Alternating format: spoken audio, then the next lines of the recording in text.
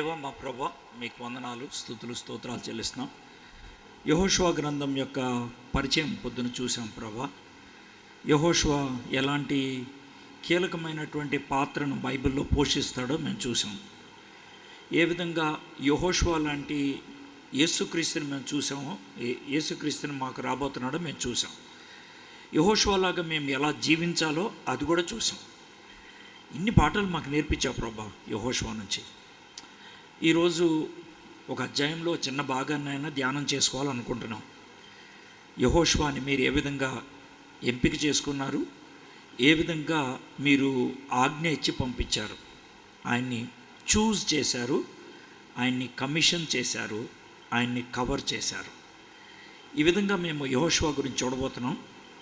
అదేవిధంగా మా జీవితాన్ని కూడా మీరు ఏ విధంగా ఎంపిక చేశారో చూడబోతున్నాం.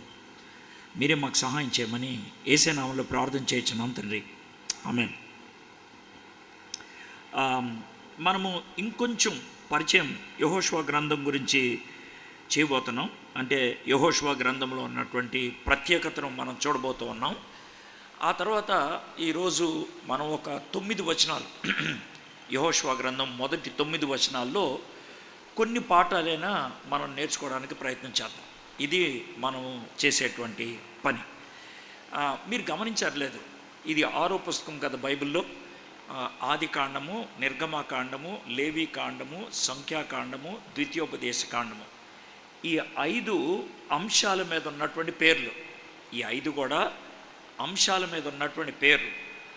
6వ గ్రంథము వ్యక్తి మీద ఉన్నటువంటి పుస్తకం. వ్యక్తి యెహోషువ, ఒక మనిషి పేరు. అది బైబిల్లో మొట్టమొదటిగా ఒక మనిషిని ఆధారం చేసుకొని ఒక గ్రంథాన్ని రాసింది యెహోషువ గ్రంథం.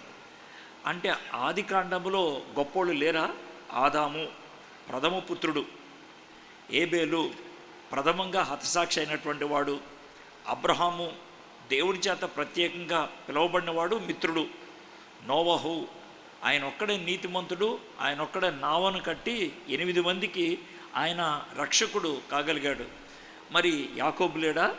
యోసేపు లేడా? వీళ్ళంతా ఆదికాండంలో ఉన్నారు. మరి మిగిలిన 4 పుస్తకాల్లో మోషే లేడా? అహరోను లేడా? వీళ్ళందరూ తక్కువళ్ళ కాదు, వాళ్ళంతా మహానుభావులే. కానీ వాళ్ళెవ్వరికీ లేనటువంటి ఆధిక్యత దేవుడు యెహోషువకి ఇచ్చాడు. మోషే పేరట మనకు ఒక పుస్తకం లేదు, అబ్రహాం పేరట ఒక పుస్తకం లేదు, మనకి నోవహు పేరట ఒక పుస్తకం లేదు, యెహోషువ పేరట ఓ పుస్తకం మనకున్నది. బైబిల్లో కొంతమందికే దేవుడు అలాంటి ఆధిక్యతను ఇవ్వడం మనం చూసాం. దావీదుకి లేదు ఆ ఆధిక్యత, సొలొమోనుకి లేదు ఆ ఆధిక్యత. మనకి ఏలియా లేకపోతే ఎలీషా వాళ్ళ జీవితాల్లో గొప్ప గొప్ప కార్యాలు చేశారు, కానీ వాళ్ళకి ఆ ఆధిక్యత దొరకలేదు. దానియేలుకు దొరికింది, రూతుకు దొరికింది, ఎస్తేరుకు దొరికింది, నెహెమ్యాకు దొరికింది, ఎజ్రాకు దొరికింది. కొంతమందికి మాత్రమే వారి పేరున పుస్తకాలు ఉండటం అనేది సాధ్యమైంది. అయితే వాళ్ళందరూ ఒక కోవైతే వాళ్ళల్లో ప్రథముడు యెహోషువ. నేను యెహోషువ గురించి ఇంత పరిచయం మీకు ఎందుకు ఇస్తున్నానంటే, యెహోషువ గ్రంథం మీద మీకు ప్రేమ పుట్టాలని, యెహోషువ మీద మీకు ప్రేమ పుట్టాలని, ఆ ప్రేమతో గ్రంథం చదవటం మొదలుపెట్టేసేయాలని, అది నాకున్నటువంటి తపన. మీలో ఆశ కలిగించాలని, మీలో తాపత్రయం కలిగించాలని. అరే ఈయన ఇంత చెప్తున్నాడు, నేను వెళ్ళి యెహోషువ గ్రంథం చదవాలి, యెహోషువ గ్రంథంలో ఉన్నటువంటి సత్యాన్ని నేను గ్రహించాలి అనేటువంటి ఆ తపన మీలో పుట్టాలనేది నాకున్నటువంటి కోరిక. అయితే ఈ యెహోషువ గ్రంథము ఎందుకు ఒక వ్యక్తి పేరున ఇచ్చాడు దేవుడు అని అంటే కనుక, యెహోషువ క్యారెక్టర్ అలాంటిది. మోషే క్యారెక్టర్లో అరమరికలు ఉన్నాయి, మోషే క్యారెక్టర్లో లోటుపాట్లు ఉన్నాయి. మోషే కొన్ని సందర్భాల్లో నిరుత్సాహపడ్డాడు, మోషే కొన్ని సందర్భాల్లో ఆయన నిరాశకు గురయ్యాడు, మోషే కొన్ని సందర్భాల్లో సూసైడల్ థాట్స్ వచ్చాయి ఆయనకి. నన్ను చంపే ప్రభా అని సంఖ్యాకాండం 11వ అధ్యాయంలో ఆయన చెప్పడం జరిగింది. అంటే మోషే క్యారెక్టర్ని మనకిచ్చేటప్పుడు ఆయనకున్నటువంటి నెగిటివ్ సైడ్ కూడా మనకి దేవుడు అందించడం జరిగింది. అది మోషే గురించి ఉన్నది. ఇక మోషే సంగతి మీకు తెలిసిందే. ఆయన ఇశ్రాయేలీల్ని 40 సంవత్సరాలు నడిపించి వాగ్దానం చేసినటువంటి దేశంలోకి ఆయన తీసుకెళ్ళలేకపోయాడు. దేవుడు మోషేని తక్కువ చేయలేదు. దేవుడు మోషేని వాగ్దానం చేసినటువంటి దేశంలోకి తీసుకొచ్చాడు, కానీ చాలా కాలం తర్వాత మోషే వాగ్దానం చేసినటువంటి దేశంలో అడుగుపెట్టినట్లు మనం చూస్తాం. ఎక్కడ చూస్తాం? యేసుక్రీస్తు ప్రభువారు 3 శిష్యులను తీసుకొని టెబోర్ అనే కొండ మీదకి తీసుకెళ్ళాడు. పైకి తీసుకెళ్తే అక్కడ మోషే, ఏలియా అక్కడికి వచ్చారు. యేసు ప్రభువారి యొక్క శరీరం మహిమ శరీరంగా మారింది. అక్కడ వాగ్దానం చేసినటువంటి దేశంలో మోషే కాలు పెట్టినట్లు మనం చూస్తాం. అక్కడ ఆయన నిలబడినట్లు మనం చూస్తాం. కాబట్టి దేవుడు తీసుకెళ్ళాడు, కానీ ఇశ్రాయేలుని తీసుకెళ్ళలేకపోయాడు. ఇశ్రాయేలుని తన యొక్క అనుచరుడు, తన యొక్క శిష్యుడు, తన తదనంతరం అయినటువంటి యెహోషువ తీసుకెళ్ళటం జరిగింది. మనం గొప్ప గొప్ప నాయకులను చూసినప్పుడు వాళ్ళ తర్వాత వచ్చినటువంటి వాళ్ళ పేర్లు ఎవరు ఎక్కువ ప్రస్తావించరు. వాళ్ళ గురించే ఎక్కువ మాట్లాడుతూ ఉంటారు. వాళ్ళు అంటే ఎంత ఆజానుబాహులు అయిపోతారంటే వాళ్ళు పెద్ద గొడుగులాగా అయిపోతారు.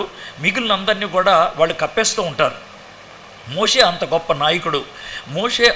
గొప్ప నాయకుడు అయినప్పటికీ కూడా యెహోషువ తన తర్వాత వచ్చినప్పుడు కూడా యెహోషువ పేరున ఒక గ్రంథం రావటం, యెహోషువ గురించి ఆలోచించడం అనేది చాలా ప్రాముఖ్యమైనటువంటి విషయంగా మనం చూస్తున్నాం. యెహోషువ నమ్మకమైనటువంటి వాడు. యెహోషువ ధైర్యాన్ని, సాహసాన్ని చూపించినటువంటి వాడు. యెహోషువ చాలా కష్టపడి పనిచేసినటువంటి వాడు. యెహోషువ ఒక విధంగా చెప్పాలంటే ముందు నుంచి దుడుకుతనం ఉన్నటువంటి వ్యక్తి కాదు. యెహోషువ ముందు నుంచి ఒక లీడర్ లాగా తన్ను తాను చూపించుకోవడానికి ఇష్టపడినటువంటి వాడు కాదు. మోషే యొక్క చెప్పు చేతల్లో ఆయన పెరుగుతూ ఉన్నాడు. ముందు కాస్త భయపడినట్లు కూడా మనం చూస్తాం. దేవుని మీద పూర్తిగా ఆనుకొని, అంటే ఒక క్రైస్తవుడు ఎలా జీవించాలో యెహోషువ చూపించాడు మనకి. ఒక్కొక్క అడుగు వేస్తూ తను సొంతం చేసుకున్నాడు. ఒక్కొక్క అడుగు, అయ్యా నువ్వు అడుగుపెట్టు ప్రతి స్థలాన్ని నీకు ఇస్తాను అని అంటే ఆయన ఉన్నది ఉన్నట్లుగా ఆయన అలా చేశాడు. లిటరల్గా చేశాడు ఆయన. అంటే ప్రతి అడుగు పెట్టి ఇది నాకివ్వు ప్రభువా అని ఆయన సంపాదించుకున్నట్లు మనం చూస్తూ ఉంటాం. ఇక్కడ నుంచి నేను అప్లికేషన్ పెడితే కనుక బాగుంటుంది. ఎలా అంటే మీలో చాలామంది ఇలా ప్రార్థన చేస్తారు, నాకు తెలుసు మీరు చేస్తారని. అందుకే నేను చెప్తున్నాను ఏమనంటే, ప్రభువా మా సకినేటిపల్లి ప్రాంతంలో ఉన్నటువంటి ప్రతి ఒక్కరూ నిన్ను తెలుసుకునేటట్లు చేయండి అని. కరెక్టే, బాగానే ఉంది. ఆ ప్రార్థన మంచిదే, అది చేయాలి. అది మన దేవుణ్ణి కోరేది, దేవుని నుంచి ఆశించేది. ఆ విధమైనటువంటి ప్రార్థన చేసినప్పుడు ప్రాక్టికల్గా మనం చేయగలిగేది ఏంటి? సకినేటిపల్లిలో ప్రతి ఒక్కరూ ప్రభువుని తెలుసుకోవాలి అనేది మన ప్రార్థన అయితే, ఆ సకినేటిపల్లిలో ఉన్నటువంటి ప్రతి మనిషిలో ఒకళ్ళనో ఇద్దరినో ముగ్గురినో ఒకళ్ళ తర్వాత ఒకళ్ళని మనం టార్గెట్ చేయాలి కదా. ఒకళ్ళ తర్వాత ఒకళ్ళ గురించి మనం వ్యక్తిగతంగా ప్రార్థన చేయాలి కదా. ఒకళ్ళ తర్వాత ఒకళ్ళకి సువార్త చెప్పడానికి ప్రయత్నం చేయాలి కదా. మీరు ఒక విషయం గుర్తుపెట్టుకోండి, మీరు సకినేటిపల్లిలో ఉన్న ప్రతి ఒక్కరికి సువార్త అందించలేరు. ప్రతి ఒక్కరికి సువార్త అందాలని ప్రార్థన చేస్తారు. ప్రతి ఒక్కరికి సువార్త అందాలని ప్రార్థన చేసినప్పటికీ, ప్రతి ఒక్కరి దగ్గరికి మీరు వెళ్ళలేకపోయినప్పటికీ, చచ్చిపోయే లోపల ఈ 5 దగ్గరికి వెళ్ళా, చచ్చిపోయే లోపల ఈ 10 మందికి నేను చెప్పగలిగా, చచ్చిపోయే లోపల ఈ 4 ప్రభు బిడ్డలుగా నేను చూస్తున్నా అని మనం చెప్పుకోగలిగి ఉండాలి కదా. ఈ లోకంలో మనం విడిచిపెట్టి వెళ్ళేటప్పుడు నా పరుగు తుదముట్టించాను, నేను మంచి పోరాడాను అని పోరాటానికి తగిన షీల్డ్ని మనం చూపించాలి కదా. పోరాటానికి తగినటువంటి కప్పును మనం చూపించాలి కదా. మనం చూపించగలిగే కప్పులు ఏముంటాయి? మనం చూపించగలిగే కప్పులు ఇవే కదా. ఒక మనిషిని నిలబెడతాం ప్రభు కోసం, ఒక వ్యక్తిని మనం ప్రభు కోసం నిలబెడతాం కదా. అది మనం చేయగలిగేది. అయితే మీరు చాలా సీరియస్గా ఆలోచించండి. మీరు ఒకవేళ ఇప్పటికిప్పుడు చచ్చిపోతే మీ దగ్గర ఏమైనా కప్పు ఉంటుందా? ఇప్పటికిప్పుడు మీరు చచ్చిపోతే మీరు సాధించింది ఏమైనా ఉంటుందా?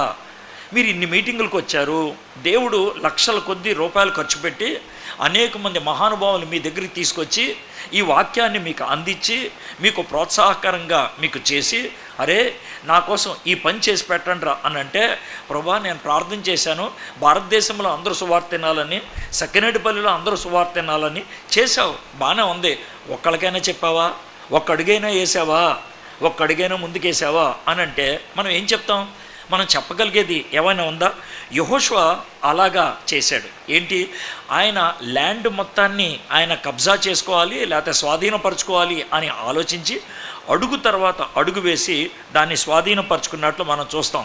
రే స్టెడ్మన్ ఒక మంచి మాట చెప్పాడు, నాకు బాగా నచ్చింది. ఏమంటాడు తెలుసా? పాత నిబంధనలో 2 పుస్తకాలు ప్రతి క్రైస్తవుడు చదివి ఆ 2 పుస్తకాన్ని జీవితంలో పాటించాలన్నాడు. ఏ 2 పుస్తకాలు అని అంటే, ఒకటి యెహోషువ గ్రంథం, రెండోది దానియేలు గ్రంథం. ఎందుకని ఈ 2 గ్రంథాలు అని చెప్తున్నానంటే, వీళ్ళిద్దరూ ఉద్యోగస్తులు లాంటోళ్ళు, వీరిద్దరూ పరిపూర్ణ సేవకులు లాంటి వాళ్ళు కాదు. ఒక ఆయనేమో సైనిక అధికారి, ఇంకో ఆయన ప్రధానమంత్రి. వీళ్ళిద్దరూ కూడా ఉద్యోగస్తులు. వీళ్ళు ఉద్యోగాలు చేసుకుంటూ దేవుడు వాళ్ళకి ఇచ్చినటువంటి ఉద్యోగంలో ముందుకు వెళ్తూ, అర్థమైందా, వాళ్ళు గొప్ప సేవ చేయగలిగారు. అంటే దేవుని యొక్క ఉద్దేశాల్ని నెరవేర్చగలిగారు. మీలో కొంతమందికి ప్రశ్నార్థకమైన ఫేస్ ఉంది, అదేంటండి ఆయన దేవుని సేవకుడు కాదంటున్నారు అనే మాట. యెహోషువ గారు ఉన్నప్పుడు పాస్టర్ గారు ఎవరంటే ఎలియాజర్ గారు. ఆ విషయం గుర్తుపెట్టుకోండి, ఆయన పాస్టర్ గారు. మరి యెహోషువ గారు ఏంటండి? యెహోషువ గారు పాస్టర్ గారు కాదు. ఒకవేళ బలులు అర్పించాలంటే ఎలియాజర్ గారు చేసి ఉండేవాళ్ళు. ఇది ఆయన చేసేటువంటి పని. ఈయన ఒక ఉద్యోగస్తుడు లాంటోడు. దానియేలు ఆయన ఒక ఉద్యోగస్తుడు, ప్రధానమంత్రి. ఆయన ప్రధానమంత్రిగా తన వృత్తిని నిర్వర్తిస్తూ దేవుని యొక్క ఆదేశాల ప్రకారం జీవించి దేవుని యొక్క ఉద్దేశాలని సఫలీకృతం చేశాడు. ఇక్కడ కూర్చున్న మీరందరూ కూడా ఈ పైన ఉన్నటువంటి ఈ ఇద్దరిలాగా మీరు పాస్టర్లు కాదు, లేకపోతే దేవుని సేవకులు కాదు, పరిపూర్ణ సేవ చేయడానికి పిలుపుని అందుకున్నటువంటి వాళ్ళు కాదు. కానీ మీరు దానియేలు వంటి వాళ్ళు, మీరు దావీదు వంటి వాళ్ళు, మీరు నెహెమ్యా వంటి వాళ్ళు. మీరు ఆ విషయాన్ని గుర్తుపెట్టుకోవాలి. వాళ్ళు ఉద్యోగస్తులు, వాళ్ళు ఉద్యోగం చేసేటువంటి వాళ్ళు. అందుకనే రే స్టెడ్మన్ ఏమంటాడంటే, వీళ్ళందరి పేరున ఉన్నటువంటి గ్రంథాన్ని మీరు బాగా చదవగలిగితే, దాన్ని పాటించగలిగితే, మనము ఈ లోకంలో క్రైస్తవ జీవితం ఎలా జీవించగలుగుతామో చాలా స్పష్టంగా అర్థమవుతుందని అంటాడు. ముఖ్యంగా యెహోషువ గ్రంథాన్ని ఆయన ఎందుకు చదవమంటాడంటే, యెహోషువ భౌతికంగా అంటే ఫిజికల్గా తాను యుద్ధాలు ఎన్నో చేశాడు. చాలా రకాలైన యుద్ధాలు చేశాడు. చాలా రకాలైన యుద్ధాలంటే ఎరుకో మీద యుద్ధం చేసిన పద్ధతి ఒకలాగా ఉంటుంది, ఆయి మీద చేసినటువంటి యుద్ధం ఇంకొకలాగా ఉంటుంది. ఈ ప్రతి యుద్ధంలో కూడా ఆయన ఉపయోగించినటువంటి స్ట్రాటజీ, ప్రతి యుద్ధంలో కూడా ఆయన కనుపరిచినటువంటి విశ్వాసం, ప్రతి యుద్ధంలో కూడా దేవుని మీద ఆనుకున్నటువంటి పద్ధతి, ఇవి మనకి ఏం నేర్పిస్తాయి అంటే, మన విశ్వాస జీవితంలో మనకి అనుదినము వచ్చేటువంటి పోరాటం ఒకలాగా ఉండదు. Everyday the fight is different. ప్రతిరోజు పోరాటం డిఫరెంట్గా ఉంటుంది. ఏ పోరాటం ఎలా పోరాడాలి అన్నది మనము నిన్నటిదాకా ఎలా పోరాడాను, నిన్నటిదాకా ఎలా వ్యవహరించాను, ఇవాళ కూడా అలాగే వ్యవహరిస్తాను అంటే కాదు. దేవుడు జ్ఞానాన్ని ఇచ్చిన కొద్దీ, దేవుని మీద ఆనుకున్న కొద్దీ, దేవుని నడిపింపులో ఉన్న కొద్దీ మనము ప్రతి యుద్ధంలో కూడా విజయాన్ని సాధించగలుగుతాం. మన జీవితంలో వచ్చేటువంటి ప్రతి పోరాటంలో కూడా మనం విజయాన్ని సాధించగలుగుతాం. అయితే యెహోషువ తాను 30 సంవత్సరాలు ఈ పోరాటంలో ఉన్నట్లు మనం చూస్తాం. నాయకత్వంలోకి వచ్చిన క్రీస్తు పూర్వం 406 నుంచి లెక్కేసుకుంటే ఆయన 30 సంవత్సరాలు ఆ విధమైనటువంటి పోరాటంలో ఉన్నాడు. ఆ పోరాటంలో 25 సంవత్సరాలు యాక్టివ్గా పోరాటంలో ఉన్నాడు. 25 సంవత్సరాలు, అందుట్లో 7 సంవత్సరాలు యుద్ధం చేశాడు. 18 సంవత్సరాలు యుద్ధం చేయటానికి, దేవుడు ఉద్దేశాలని సఫలీకృతం చేయటానికి నాయకుల్ని ఆయన సిద్ధపరిచాడు.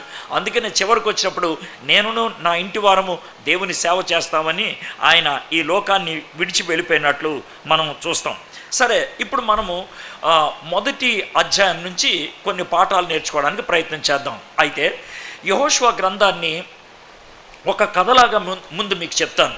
యెహోషువ గ్రంథము బ్యాక్గ్రౌండ్ ఏంటో మీకు చెప్తాను. అప్పుడు ఈ మొదటి అధ్యాయం మొదటి 9 వచనాల్లో ఉన్నటువంటి పాఠాన్ని మనం బాగా అర్థం చేసుకోగలుగుతాం. నేను పొద్దున్న కొంచెం మీకు పరిచయం ఇచ్చాను. ఆ పరిచయంలో చివరి భాగంలోకి వచ్చినప్పుడు మనకు అర్థమయ్యేది ఏంటంటే, 40వ సంవత్సరంలో ఇద్దరు చచ్చిపోయారు. 40వ సంవత్సరంలో ఇద్దరు ప్రాముఖ్యమైన వాళ్ళు చచ్చిపోయారు. ఏంటి సార్ 40వ సంవత్సరం?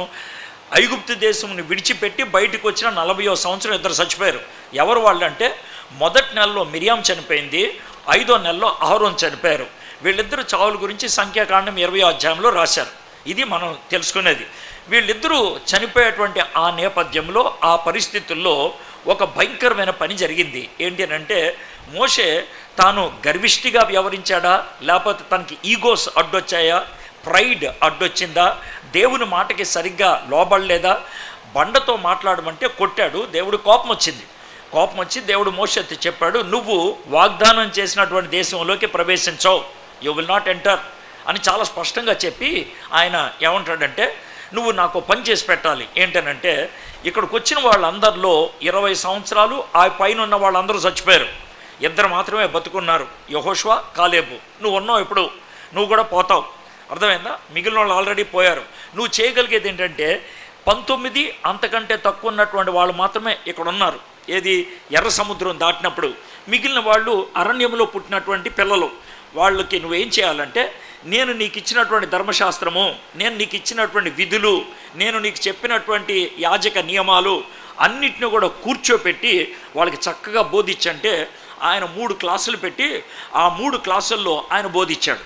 అదే మనం ద్వితీయోపదేశకాండం అని అంటాం. ఆ తర్వాత దేవుడు మోషేని పైకి పిలుచుకెళ్ళి, ఆ తర్వాత ఆయన చనిపోవటం, ఆ తర్వాత ఆయన డెడ్ బాడీ దొరకకుండా చేయటం, ఎందుకంటే దొరికితే కనుక వారు పూజలు చేస్తారనేటువంటి భయంతో అది జరిగిపోయింది. ఇప్పుడు యెహోషువకు ఉన్నటువంటి భయం చూద్దాం. యెహోషువ సడన్గా నాయకుడు అయిపోయాడు. ఇప్పుడు దాకా మోషే గారి గొడుగు కింద ఉన్నాడు ఆయన. ఇప్పుడు దాకా మోషే గారి చెప్పు చేతల్లో ఉన్నాడు. ఇప్పుడు దాకా మోషే గారు ఏమంటే అది చేస్తూ ఉన్నాడు. ఇది యెహోషువ గారి పరిస్థితి. ఇప్పుడు సడన్గా ఆయన నిర్ణయాలు తీసుకోవాలి. ఇప్పుడు సడన్గా ఆయన బాధ్యత వహించాలి. ఇప్పుడు సడన్గా దేవుడి దగ్గర నుంచి ఆయనే స్వరాన్ని వినాలి, ఆయనే దేవుడు ఏం చెప్తే అది చేయాలి. ఒక్కసారిగా భయం వేసింది. ఎందుకనంటే, నేను ఆల్రెడీ పొద్దున్న చెప్పాను కదా, దేవుడితో మోషే మాట్లాడటం, మోషే దేవుడి దగ్గరికి వెళ్ళటం, ఆయన సూచాయిగా చూస్తూ ఉన్నాడు. ఎందుకనంటే, ఇశ్రాయేలీలంతా కింద ఉంటే యెహోషువ మధ్యలో ఉండేవాడు, ఇశ్రాయేలీలంతా పాళెం వెలుపులుంటే ఈయనొక్కడే గుడారంలో ఉండేవాడు. కాబట్టి మోషే దేవుడితో మాట్లాడటం అవి కాస్త చూస్తూ ఉండేవాడు. కాబట్టి మనోడికి భయం ఎక్కువ. మిగిలిన వాళ్ళకి తెలియనటువంటి విషయాలు ఈయనకి తెలుసు, మిగిలిన వాడు చూడనటువంటి విషయాలు ఈయనకి తెలుసు. దేవుడు మనకి ఏదైనా చూపించాడంటే, దేవుడు మనకి ఏదైనా అనుభవాన్ని ఇచ్చాడంటే గుర్తుపెట్టుకోండి, అనుభవాలు చాలా మంచి, అవి చెడ్డవని మంచివని. అన్నిటికంటే ఖరీదైనది ఏంటంటే అనుభవం. నేను మొన్న న్యూ ఇయర్ రోజు ఐర్లాండ్లో ఉన్నాను. నార్త్ ఐర్లాండ్లో తెలుగు వాళ్ళు చాలా తక్కువ మంది. అయితే అక్కడ అసలు తెలుగు వాళ్ళు ఉండరు అనుకొని నేను వెళ్తే నేను అక్కడికి వెళ్ళినప్పుడు అనుకోకుండా కలవటం, వెంటనే నన్ను ఒక చిన్న సహవాసానికి తీసుకెళ్ళటం, అక్కడ ఒక 25 మంది తెలుగు వాళ్ళు కూర్చోవటం. న్యూ ఇయర్ రోజు ఒక చక్కటి అనుభూతి. ఒక 24 మందితో తెలుగు వాళ్ళతో ఓ చిన్న వాక్యాన్ని పంచుకొని రావటం. అయితే నేను ఐర్లాండ్కి ఎందుకు వెళ్ళానంటే, తెలుగు వాళ్ళు ఉంటారు అని వెళ్ళలేదు. నేను ఒక మిషనరీ గారి ఇంటికి వెళ్దామని వెళ్ళాను. హెలెన్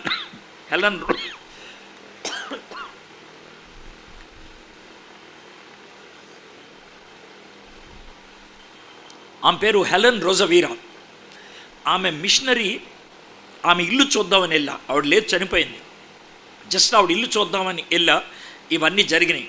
అయితే హెలెన్ రోజవీరా గారి 2 అనుభవాలు చెప్తాను. మొదటిది ఇప్పుడు చెప్తాను, రెండోది చివరిలో చెప్తాను. ఈ 2 ఆవిడ జీవితంలో చాలా గొప్ప అనుభవాలు. హెలెన్ రోజవీరా అనే ఆవిడ డాక్టర్. ఆమె ఇంగ్లాండ్ దేశంలో MBBS చేసింది, అంటే మెడిసిన్ చదివింది. తర్వాత ఆమె ఈ కమ్యూనిటీ మెడిసిన్ గురించి ఆమె చదివింది. ఆ టైంలో ప్రభు గురించి విన్నది, ప్రభుని సొంత రక్షకుడిగా అంగీకరించింది. తన స్నేహితురాలు తాను దేవునిలో ఎదుగుతున్నటువంటి దినాల్లో ఒక కాన్ఫరెన్స్కి వెళ్ళటం జరిగింది. ఆ కాన్ఫరెన్స్లో ఆమె దేవుని ఆత్మచేత ప్రేరేపించబడిందై చేతులెత్తేసింది. దేనికని? మిషనరీగా వెళ్ళటానికని. ఆమె ప్రార్థన చేస్తూ ఉంటే బెల్జియం దేశానికి పంపించారు. ఎందుకని? తరబీదు పొందుద్దని. అక్కడికి వెళ్ళి ఆమె తరబీదు పొందింది. మిషనరీగా ఉండాలంటే ఏంటి అనేది నేర్చుకున్నది. ఆ టైంలో ఒక అవకాశం వచ్చింది, కాంగో అనే దేశంలో మిషనరీ డాక్టర్గా ఉండటానికనేది. మనకి ప్రపంచంలో ఉన్నటువంటి 5 పేద దేశాల్లో, టాప్ మోస్ట్ 5 పేద దేశాల్లో ఒక దేశం కాంగో దేశం. చాలా దరిద్రంగా ఉంటుంది ఆ దేశంలో. ఇప్పటికీ కూడా అంటే మొన్న ఈ మధ్యన ఒక కేసు వచ్చింది. ఏంటంటే, సొంత భార్యని ఒక అతను $5 అమ్మేశాడు. $5 అంటే $450 సొంత భార్యని అమ్మేశాడు ఆయన. ఎందుకంటే అంత పేదరికంలో ఉంటారు వాళ్ళు, అంత పేదరికంలో. అమ్మేయటం అంటే వ్యభిచారానికి ఇచ్చేయటం కాదు. వ్యభిచారం $5 చేయించారంటే అంటే కొన్ని చోట్ల అలా జరుగుద్ది, నేను కాదనట్లా. వ్యభిచారం కాదు, తీసుకెళ్ళిపోండి సార్, నా భార్యని తీసుకెళ్ళిపోండి, మీరు ఏమన్నా చేసుకోండి, నాకు $5 ఇచ్చేయండి అని భార్యని ఇచ్చేయటం జరిగింది. పిల్లల్ని ఆ విధంగా అమ్మేయటం చాలా మామూలే అక్కడ. కానీ భార్యను అమ్మేయటం అనేది చాలా విచిత్రమైనటువంటి విషయం. ఎందుకు అమ్మేశారని, అంత పేదరికంలో ఉందని ఆ దేశం గురించి చెప్తూ ఉంటారు. అయితే ఆ దేశంలో ఈమె డాక్టర్గా వ్యవహరిస్తూ ఉన్నప్పుడు వాళ్ళు ఈమె మిషనరీ డాక్టర్గా ఉందని, ఆమె బాగా పరిచర్య చేస్తుందని, తనతో పాటు ఒక 4 నర్సులు ఉన్నారని అక్కడ ప్రభుత్వం వాళ్ళకి తెలిసి వాళ్ళు కొంతమంది పోలీసులను పంపించారు ఆమె దగ్గరికి. పంపించి ఆ హాస్పిటల్ని పాడు చేయాలని, తర్వాత వీళ్ళను కూడా భయపెట్టి పంపించేయాలని వాళ్ళు వెళ్ళారు. వాళ్ళు తమదైనటువంటి శైలిలో చాలా దరిద్రమైన పనులు చేశారు. అయితే ఆ 4 నర్సుల్లో ఒక అమ్మాయి శ్రోత పడిపోయింది. ఆ అమ్మాయికి ట్రీట్ చేస్తూ ఉంది హెలన్. ట్రీట్ చేస్తూ ఉంటే 3వ రోజుకి స్పృహలోకి వచ్చిన తర్వాత ఆ అమ్మాయి ఏమంటుందనంటే, డాక్టర్ నన్ను ఎందుకు బతికిచ్చావు అని అంటుంది. అదేంటమ్మా, దేవుడు నిన్ను ఇక్కడ తీసుకొచ్చాడు, దేవుడు నీకు కృప చూపించి నీకు ప్రాణం ఇచ్చాడంటే, వద్దొద్దు నన్ను చంపేసేయి, నన్ను వదిలేసేయి అన్నది. ఎందుకు అని అంటే, నేను కన్యగా ఈ దేశంలోకి వచ్చాను, కన్యగా, ఆమె వర్జిన్. నేను పెళ్లి చేసుకోకుండా నా కన్యరికం దేవుడికి ఇద్దాము అని అనుకున్నాను. అయితే ఇప్పుడు నా కన్యరికం పోయింది, 4 నన్ను రేప్ చేశారు, 4వ వ్యక్తి రేప్ చేస్తున్నప్పుడు నా ప్రాణం పోయింది, ఇక నేను దేవుడికి ఏమి ఇవ్వాలి అని అంటే, ఆమె అంటది, నువ్వు భౌతికమైన కన్యరికాన్ని దేవుడికి ఇచ్చేది ఏమి ఉండదు అక్కడ, కాబట్టి నువ్వు ఇప్పటికీ కన్యవే, దేవుని దృష్టిలో నువ్వు పవిత్రురాలువే, నీ తప్పు కాదది, నీ పొరపాటు కాదు అని అంటే తిడుతుంది. ఏమని తిడుతుంది అంటే, నువ్వు అసలు స్త్రీవేనా, తోటి స్త్రీగా మనకున్నటువంటి విలువను కోల్పోయాను అని అంటే ఆ మాత్రం అర్థం చేసుకోలేవా, నువ్వేం మనిషివి, నువ్వేం అమ్మాయివి అని గట్టిగా అరుస్తూ ఉంటే, హెలన్ రోజవీరా ఆమె తల మీద నుమురుతూ ఏమంటుంది తెలుసా, నేను నిన్ను బాగా అర్థం చేసుకోగలను, ఎందుకనంటే నిన్ను 4 రేప్ చేశారు, కానీ నన్ను 6 రేప్ చేశారు, అయినప్పటికీ నేను నిలబడి నీకు సహాయం చేయగలుగుతున్నానంటే అది దేవుని కృప. దీన్ని నేను అనుభవం అంటాను. అనుభవం చాలా ఉపయోగపడుతుంది. అనుభవం ఇతరులను త్వరగా దేవుని దగ్గరికి నడిపించగలుగుతుంది. అనుభవం ద్వారా ఎవరితో అయినా ఈజీగా కనెక్ట్ అవ్వగలుగుతాం. సరే, ఇది అక్కడ జరిగిన విషయం. అయితే ఇంకొక సన్నివేశం కూడా చెప్తాను. నేను బాన్స్లే అనేటువంటి ఊరు వెళ్ళాను. అది లండన్ నుంచి ఒక 2 గంటల ప్రయాణం దూరంలో ఉంటుంది. బాన్స్లే అనేటువంటి ఊర్లో హడ్సన్ టైలర్ పుట్టాడు. అక్కడ నుంచే హడ్సన్ టైలర్ చైనాకి మిషనరీగా వెళ్ళటం జరిగింది. ఏ చర్చిలో అయితే హడ్సన్ టైలర్ చిన్నప్పుడు పెరిగాడో అదే చర్చ్లో నేను ప్రతి సంవత్సరం వెళ్ళి దేవుని వాక్యం బోధిస్తూ ఉంటాను. వాళ్ళు నన్ను పదే పిలుస్తూ ఉంటారు. హడ్సన్ టైలర్ గారి యొక్క 5వ తరం మనవడు ఇప్పుడు అప్పుడప్పుడు వస్తూ ఉంటాడు. అయితే లాస్ట్ టైం వెళ్ళినప్పుడు ఆ పాస్టర్ గారు నాతో ఏమని చెప్పారంటే, ఎడ్వర్డ్ రేపు పొద్దున 11 గంటలకు నువ్వు చర్చికి రావాలి అన్నాడు. అంటే వస్తానండి అన్న అని ఆయన అడిగా, ఏమన్నా ప్రత్యేకమైన ప్రోగ్రాం ఉందంటే ఉంది ప్రత్యేకమైన ప్రోగ్రాం, అది నీకేంటో చెప్పను అంటే, నాకు చెప్తే ప్రిపేర్ అయ్యి వస్తానంటే, నీ గురించి నాకు తెలుసు, నీకేం ప్రిపరేషన్ అవసరం లేదు, నువ్వు రా అని అన్నాడు. నేను మామూలుగా క్యాజువల్గా వచ్చాను, నేనేం పెద్ద సూటు గీటు ఆమె వేసుకోలేదు, చాలా క్యాజువల్గా ఇంటి దగ్గర వేసుకున్నటువంటి బట్టలతో అన్నట్లుగా వచ్చాను. ఎందుకు అలా వచ్చానో నాకు తెలియదు. ఎందుకంటే పాస్టర్ గారి చర్చికి నేనుండే ఇంటికి చాలా దగ్గరే, నడుచుకుంటూ వచ్చేయచ్చు. కాబట్టి నేను నడుచుకుంటా చర్చ్కి 11 గంటలకు వచ్చాను. 11 గంటలు నేను వచ్చేప్పటికి 42 మంది ఉన్నారు. 42 మంది అని తర్వాత తెలుసు, నేను ముందు 42 మంది లెక్క పెట్టలేదు, చాలామంది ఉన్నారు. అయితే ఎవరు కూడా చక్కగా లేదు, ఎవరితో కూడా నువ్వు మాట్లాడటానికి ఇష్టపడవు, ఎవరి పక్కన నువ్వు ఉండడానికి ఇష్టపడవు, వాళ్ళు శుభ్రంగా లేరు, వాళ్ళు మంచోళ్ళలాగా కనబడట్లేదు. కానీ అందరూ వచ్చారు. నేను రాగానే పాస్టర్ గారు ఒక అతనితో చెప్పారు, గబగబా అందరూ గుండ్రంగా కుర్చీలు వేసుకున్నారు. నేను ఒక ఆయన పక్కన కూర్చున్నాను, ఆయన నాయకుడు అనే విషయం అర్థమవుతుంది, నాకు ఆ సీట్ చూపించాడు, కూర్చున్నారు. నా పక్కన ఆయన కూర్చున్నాడు, ఇంకా వరుసగా 42 మంది కూర్చున్నారు. ఈయన మొదలుపెట్టి ఆయన పేరు చెప్పాడు. పేరు చెప్పి నేను డ్రగ్ అడిక్ట్ని అని అన్నాడు. ఆ పక్కన ఇంకొక అమ్మాయి పేరు చెప్పింది, నేను LSDకి బానిసని అన్నది ఇంకొక ఆమె. ఇలాగ మొత్తం 42 మంది కూడా వాళ్ళు ఏ డ్రగ్స్ తీసుకుంటారో, దేనికి బానిసలుగా ఉన్నారో 42 మంది చెప్పేశారు. ఇప్పుడు నేను 43వ వ్యక్తిని. ఈ 42 మంది చెప్పేటప్పటికి నాకంటూ ఒక అవగాహన వచ్చింది, వీళ్ళెవరో, వాళ్ళ మధ్య నేను ఎందుకున్నాను అని. అయితే నా దగ్గరకు వచ్చినప్పుడు నేను నా పరిచయాన్ని ఎలా ఇచ్చుకున్నాను. నా పేరు Edward Williams, my name is Edward, I'm an ex hashish marijuana addict అని నేను చెప్పాను. ఒక్కసారి ఎక్స్ అనగానే అందరూ నా ఇంకా చూసి ఎక్స్ అని అన్నారు. ఎస్ ఎక్స్ అని అన్నాను. నేను ఒకప్పుడు అని అంటే అప్పుడు వాళ్ళు చాలా సీరియస్గా అడిగారు, ఎలాగ ఎక్స్ అయ్యావో చెప్పవా, ఎలాగ మారుజానా నుంచి బయటకు వచ్చావో చెప్పవా అని అంటే నేను 10 నిమిషాల్లో నా జీవిత సాక్ష్యాన్ని పంచుకున్నాను. నేను ఏ విధంగా డ్రగ్స్లోంచి బయటకు రాగలిగాను, ఏ విధంగా దేవుడు నాకు సహాయపడ్డాడు, వాళ్ళకు మాత్రమే అర్థమయ్యే భాషలో నేను చెప్పగలిగాను. నేను మీకు చెప్పినా కూడా అర్థం కాదు, మీకు చెప్పినా కూడా అది మీరు గ్రహించలేరు.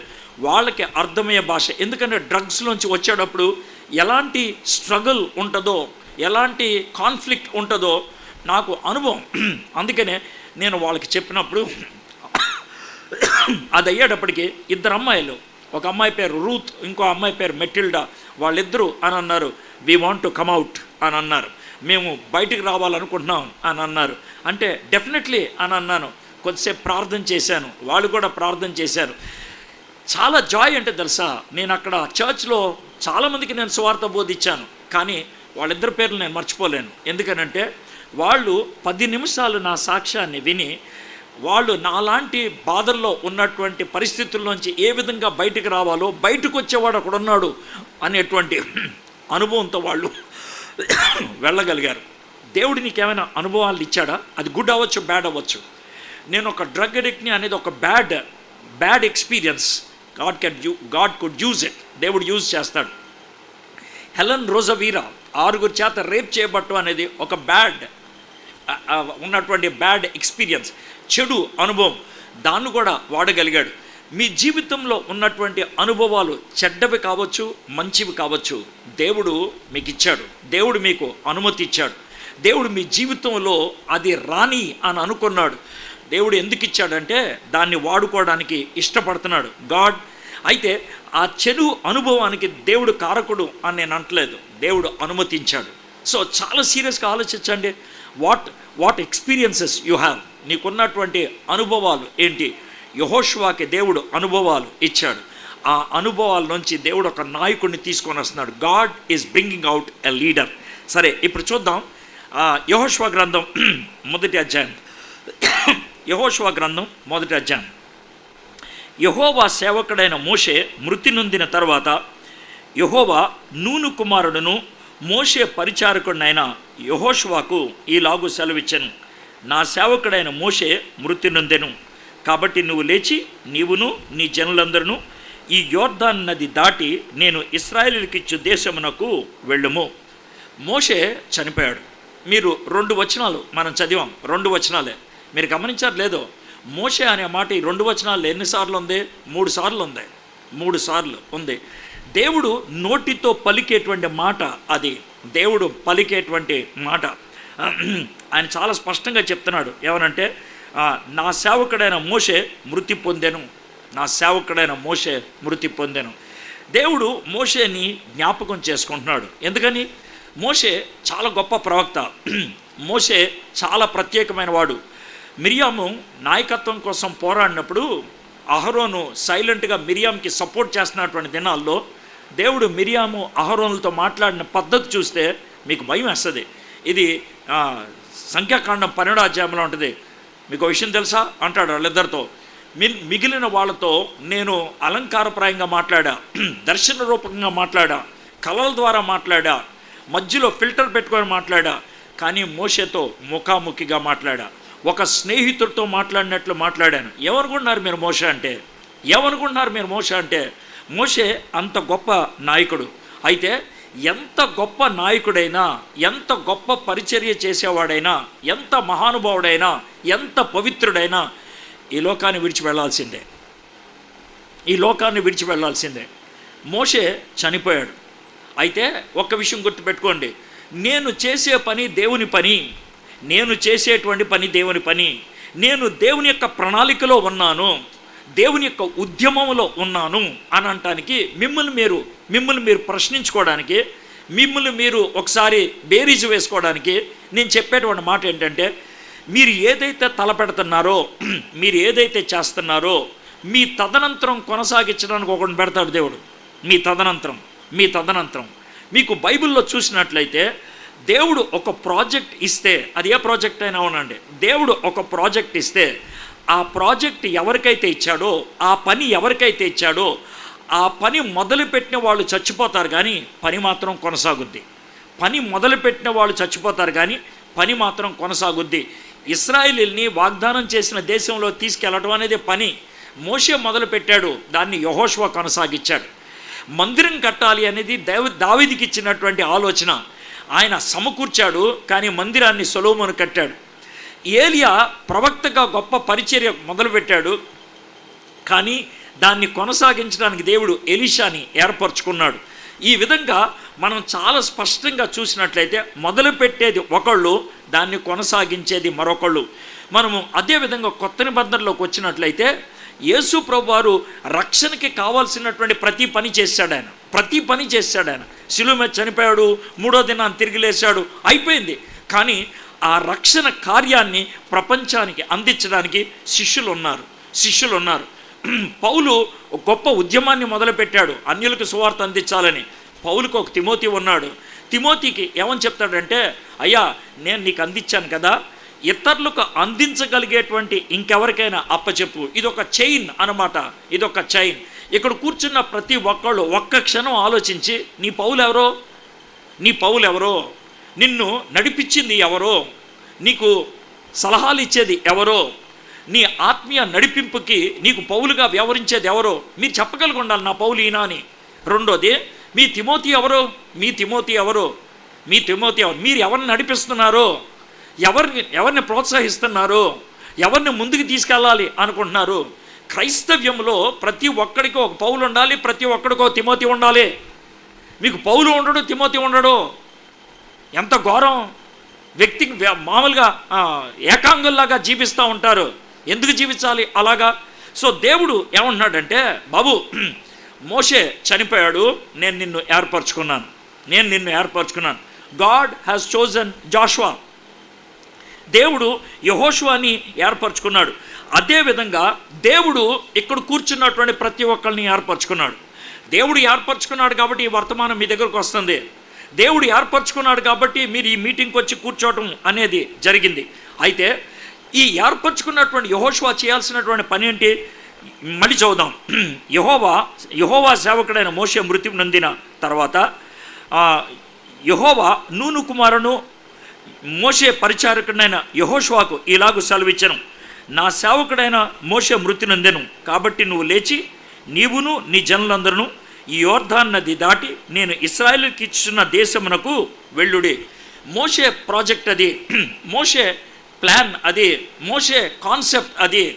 ఆ కాన్సెప్ట్ని నువ్వు కొనసాగించు. జీడియం వాళ్ళు ఇక్కడికి పరిచర్య చేయడానికి 100 సంవత్సరాల క్రితం వచ్చారు. ఎక్కడికి వచ్చారు? బ్రదరిన్ వాళ్ళు వచ్చారు. బ్రదరిన్ వాళ్ళు రావడానికి ప్రాముఖ్యమైనటువంటి కారణం ఏంటంటే, మన సర్ ఆర్థర్ కాటన్ గారు ఆయన ధవళేశ్వరం ఆనకట్ట కడతా ఉన్నప్పుడు ఆ టైంలో బౌరన్ అనేటువంటి ఆయన ఒక బ్రదరిన్ సేవకుడు. ఆయన సర్ ఆర్థర్ కాటన్ గారితో కలిసి ఆ పని చేసే వాళ్ళకి ఆయన పరిచర్య మొదలుపెట్టాడు.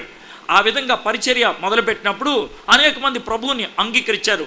ఈ ప్రాంతానికి చెందినటువంటి వాళ్ళు అనేక మంది, అప్పట్లో కమ్యూనిజంలో ఉండేవాళ్ళు ఎక్కువ శాతం మంది, వాళ్ళు ప్రభువుని అంగీకరించారు.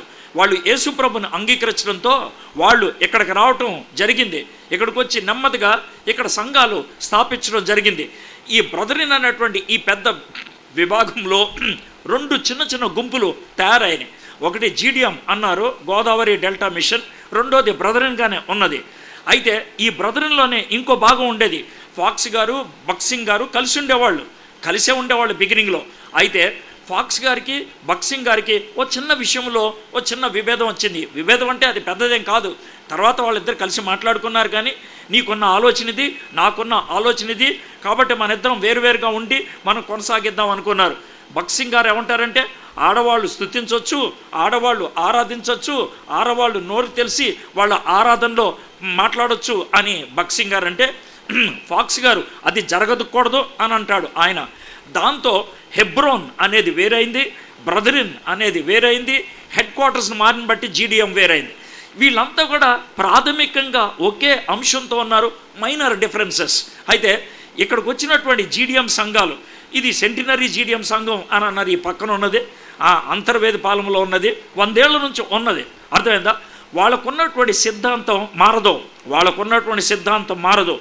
ఒక బిల్డింగ్ కట్టినప్పుడు 2వ అంతస్తు వేస్తే కొత్త పునాది ఎవడేడు, 3వ అంతస్తు వేస్తే కొత్త పునాది ఏమి ఏడు. పాత పునాది మీదే బిల్డింగ్ కట్టుకుంటూ వెళ్తూ ఉంటారు. పునాది మారిందంటే బిల్డింగ్ మారిందని అర్థం. మనం బిల్డింగ్ మార్చాం, డాక్ట్రిన్ మార్చాం, సిద్ధాంతం మార్చాం, మన క్రీడ్ మాత్రం అదే, మన పునాది మాత్రం అదే. మోషే వేసిన పునాది మీద యెహోషువ కట్టుకుంటూ వెళ్ళాడు. అందుకనే కొత్త నిబంధనలోకి వచ్చేప్పటికి పౌలు గారు చాలా స్పష్టంగా చెప్తూ ఉంటాడు. ఎఫెసీయులకు రాసిన పత్రికలో ఏమంటాడంటే, క్రీస్తే మూలరాయిగా, అపోస్తలు ప్రవక్తలు పునాదిగా కట్టబడినటువంటి ఈ సంఘాన్ని మీరు పైకి తీసుకెళ్తున్నారు అని అంటాడు ఎఫెసీయులకు రాసిన పత్రిక 2వ అధ్యాయంలో. కాబట్టి సిద్ధాంతాన్ని మనం మార్చకూడదు, సిద్ధాంతం మాత్రం అదే. ఈ మధ్యకాలంలో ఈ సిద్ధాంతం గురించి ఎక్కువగా ఎందుకు చెప్తున్నానంటే, ఈ ప్రాంతంలో సంఘాలు ఎక్కువ, ఈ ప్రాంతంలో సంఘాలు ఎక్కువ కాబట్టి అందరూ పాస్టర్లు దేవుడి గురించి వాక్యం గురించి అవగాహన ఉన్నటువంటి వాళ్ళు కాదు. నేను మీ పాస్టర్ గారిని అంటలేదు, అందరూ పాస్టర్లు అని అంటున్నాను. వాక్యం గురించి అవగాహన ఉన్నటువంటి వాళ్ళు కాదు. అందుకనే ఈ ప్రాంతంలో ఒకవేళ స్పీకర్ జాబితాలో కనుక మనుషులు చూస్తే సగం మంది వాళ్ళు యేసు ప్రభుని దేవుడని నమ్మేవాళ్ళు కాదు, వాళ్ళు వాక్యాన్ని బోధించేటువంటి వాళ్ళు కాదు. మీ ప్రాంతాల్లో అలాంటి బోధకులు చాలామంది ఉన్నారు. బోధకుల్ని రాకుండా ఆపటం నా వల్ల కాదు, కానీ మీరు పడిపోకుండా నేను చేయగలిగేది ఒకటి ఉంది. ఏంటది మీరు పడిపోకుండా చేయగలిగేదంటే, వాక్యం మీ హృదయంలో ఉంటే, వాక్యాన్ని మీరు ధ్యానించగలిగితే, మీ పునాది ఏంటో మీకు తెలిస్తే, మీ సిద్ధాంతం ఏంటో మీకు తెలిస్తే, మీకున్నటువంటి ప్రత్యేకత ఏంటో తెలిస్తే, దానికి వేరుగా ఎవరైనా బోధిస్తే దాన్ని స్వీకరించకుండా ఉంటారు. నాకు తెలుసు గతంలో కొంతమంది స్పీకర్లు ఎక్కడ కూడా వచ్చారు, నేను గట్టిగా అరిశాను, నేను ఎందుకు అలాంటి వాళ్ళు పిలిచారు అని. ఎందుకనంటే మీ మీద చాలా రకాలైనటువంటి ఒత్తిళ్ళు ఉంటాయి. నేను ఈ మీటింగ్ అయ్యే ఖర్చులో ఎంత ఇస్తాను, నాకు కావాల్సిన స్పీకర్ని పంపించండి అని అంటారు. దీనికి ముందు నేను ఇంకో చోట మీటింగ్లో మాట్లాడాలి, నేను, స్వామి గారు, ఆయన, మేము 3 స్పీకర్స్. అయితే నేను ఆ 3వ వ్యక్తి నాకు వారం రోజుల ముందు తెలిసింది, ప్యాంప్లెట్ చూసిన తర్వాత వెంటనే ఆర్గనైజర్స్ ఫోన్ చేసి, అయ్యగారు ఆయన ఉంటే కనుక నేను రాను అని అన్నా. అదేంటి సార్ అని అంటే, సార్ నేను మంచోండి సార్, నేను మీకు ఫోన్ చేసి చెప్తున్నా రానని. స్వామి గారు అయితే కనీసం ఫోన్ కూడా చేయరు సార్ అన్న. అవునా అంటారు, మీరు పని చేయండి సార్, ఆయన ఫోన్ చేయండి సార్, ఆయన ఏమంటారో చూసి నాకు ఫోన్ చేయండి అన్న. ఆయన ఫోన్ చేసి 5 నిమిషాలు ఫోన్ చేసి, సారీ నేను రానున్నాడు సార్ అన్నారు. కదా, నాకు తెలుసు బుద్ధి జ్ఞానం ఉన్నవాడు ఎవడు రాడు. సిద్ధాంతం తేడా ఉంది, మనిషి తేడా, ఆయన బోధ తేడా. ఆయన పక్కన నుంచొని మాట్లాడితే రేపొద్దున్న ఎడ్వర్డ్ గారు, పిఎస్ స్వామి గారు నాతో వాక్యం చెప్పారు అని చెప్తారు వాళ్ళు, దాంతో మిమ్మల్ని మాయ చేస్తారు. అది జరగకుండా ఉండటానికి, ఖచ్చితమైనటువంటి వ్యత్యాసం ఉందని చెప్పడానికి, మా మీద ఎన్ని దాడులు జరుగుతాయి అనేటువంటి భయాలు ఉన్నప్పటికీ ఇంత స్పష్టంగా చెప్పడానికి కారణం ఏంటి? పునాది మార్చొద్దు అని అంటానికి. మోషే పునాది వేశాడు, యెహోషువ అదే పునాది మీద నువ్వు కొనసాగాలి. దావీదు యొక్క ఆలోచన, సొలొమోను దాన్ని కొనసాగించాలి. ఏలియాకి ఇచ్చిన దర్శనం ఎలీషా కొనసాగించాలి. యేసు సంపాదించిన రక్షణ శిష్యులు దాన్ని బోధించాలి. It has to continue. GDM వాళ్ళకి దేవుడు ఒక దర్శనాన్ని ఇచ్చాడు, ఒక సిద్ధాంత ప్రాతిపదిక ఇచ్చాడు, ఒక క్రీడల్ డాక్యుమెంట్ ఇచ్చాడు. You cannot get away from it. దాని నుంచి పక్కకి వెళ్ళకూడదు. వెళ్తే కనుక నువ్వు జీడిఎం అని చెప్పడం మానే, ఇంకెక్కడికైనా వెళ్ళు. యెహోవా సాక్ష్యం చెప్పుకో, మార్మన్ అని చెప్పుకో, బ్రహ్నామ్ అని చెప్పుకో, యేసు ప్రభు దేవుడు కాదని చెప్పుకో, యేసు ప్రభు చిన్న దేవుడు అని చెప్పుకో, యేసు ప్రభు దేవుళ్ళు ఒక అంశం అని చెప్పుకో. ఇవన్నీ తప్పుడు బోధలు. మీ మధ్యన వచ్చేటువంటి స్పీకర్లు చాలా మంది అలాంటివి నమ్మేవాళ్ళు. కాబట్టి దాన్ని ఆపలేరు, నేను ఆపలేరు. ఎందుకంటే ఇక్కడ చిన్న సంఘాలు చాలా ఉన్నాయి. ఆ పాస్టర్లకి ఇంత విషయాలు తెలీదు. ఎవడో శుద్ధి చెప్తాడు, వెళ్ళి ప్రసంగాన్ని చెప్పేస్తూ ఉంటారు, మీరు వెళ్ళి కూర్చుంటారు. అక్కడ మీకు తెలియకుండానే తప్పుడు సిద్ధాంతం వచ్చేస్తుంది మీ హృదయంలోకి. అందుకనే చాలా జాగ్రత్తగా ఉండాలి. దేవుడు యెహోషువని ఏర్పరచుకున్నాడు. ఆ తర్వాత దేవుడు ఏమంటున్నాడంటే, దేవుడు పంపిస్తున్నాడు. 2వ వచనం మళ్ళీ చూద్దాం. నా సేవకుడైన మోషే మృతి పొందెను, కాబట్టి నువ్వు లేచి, హలో గెడప్, కాబట్టి నువ్వు లేచి నీవును ఈ జనులందరూ ఈ యోర్దాన్ నది దాటి నేను ఇశ్రాయేలులకు ఇచ్చినటువంటి దేశమునకు వెళ్ళుడి. You have to cross over and you have to take over. You have to cross over and you have to take over. ఏం క్రాస్ ఓవర్? యోర్దాన్ నది దాటాలి. టేక్ ఓవర్ ఏంటది? ఆ ల్యాండ్ని స్వాధీనపరచుకోవాలి. నదిని దాటాలి, దాన్ని మీరు స్వాధీనపరచుకోవాలి అని అంటున్నాడు. నాకు ఒక చిన్న అనుమానం వస్తుంది. ఏంటి అనుమానం అంటే, దేవా యెహోషువకి ఎందుకు అప్పచెప్పావు ఈ పని? ఒక దేవదూతకు అప్పగించినట్లయితే బాగుండేది కదా, దేవదూతకి ఎందుకు అప్పగించలేదు? నో, ఇది దేవదూత చేసే పని కాదు, మనుషులు చేసే పని. నేను ఆ దేశాన్ని, ఆ భూమిని నా ప్రజలకి ఇస్తున్నప్పుడు వాళ్ళు వెళ్ళి దాన్ని స్వాధీనపరచుకోవాలి, వాళ్ళు వెళ్ళి దాన్ని స్వతంత్రించుకోవాలి, వాళ్ళు వెళ్ళి దాన్ని తీసుకోవాలి అని చెప్తున్నాడు. అయితే యెహోషువ ప్రజలందరినీ తీసుకొని వెళ్ళి ఆ భూభాగాన్ని స్వతంత్రించి దాన్ని ప్రజలకి పంచివ్వటం అనేది ఉన్నదే, జాగ్రత్త ఉన్నదే. ఆ విధంగా యెహోషువని చూసినప్పుడు యెహోషువలో నాకు ఎవరు కనబడతారు తెలుసా? యెహోషువలో యేసే కనబడతారు. ఆయన యెహోషువ యోర్దాను నది దాటి అవతలికెళ్ళి ఆ దేశాన్ని స్వతంత్రిస్తే, మరణము దాటి అవతలికెళ్ళి యేసయ్య నాకు స్వతంత్రించి ఇస్తున్నాడు. ఆయన what a great God we have. ఎంత గొప్ప దేవుడు ఉన్నాడు. కాబట్టి భౌతికంగా యెహోషువ పోరాడినటువంటి పోరాటం ఆత్మీయంగా నేను పోరాడతాను. దేవుడు యెహోషువకి నేను తోడుగా ఉంటానని చెప్పాడు. యేసయ్య నేను నీకు తోడుగా ఉంటాను అని చెప్పాడు. యెహోషువతో వెళ్ళిన వాళ్ళంతా కూడా భౌతికంగా స్వాస్థ్యాన్ని పొందారు. యేసయ్యతో వెళ్ళిన వాళ్ళంతా కూడా ఆత్మీయంగా స్వాస్థ్యాన్ని పొందుతారు. ఇప్పటికి 2 పాయింట్లు నేర్చుకున్నాం. యెహోషువని దేవుడు ఎంపిక చేశాడు, చూజ్.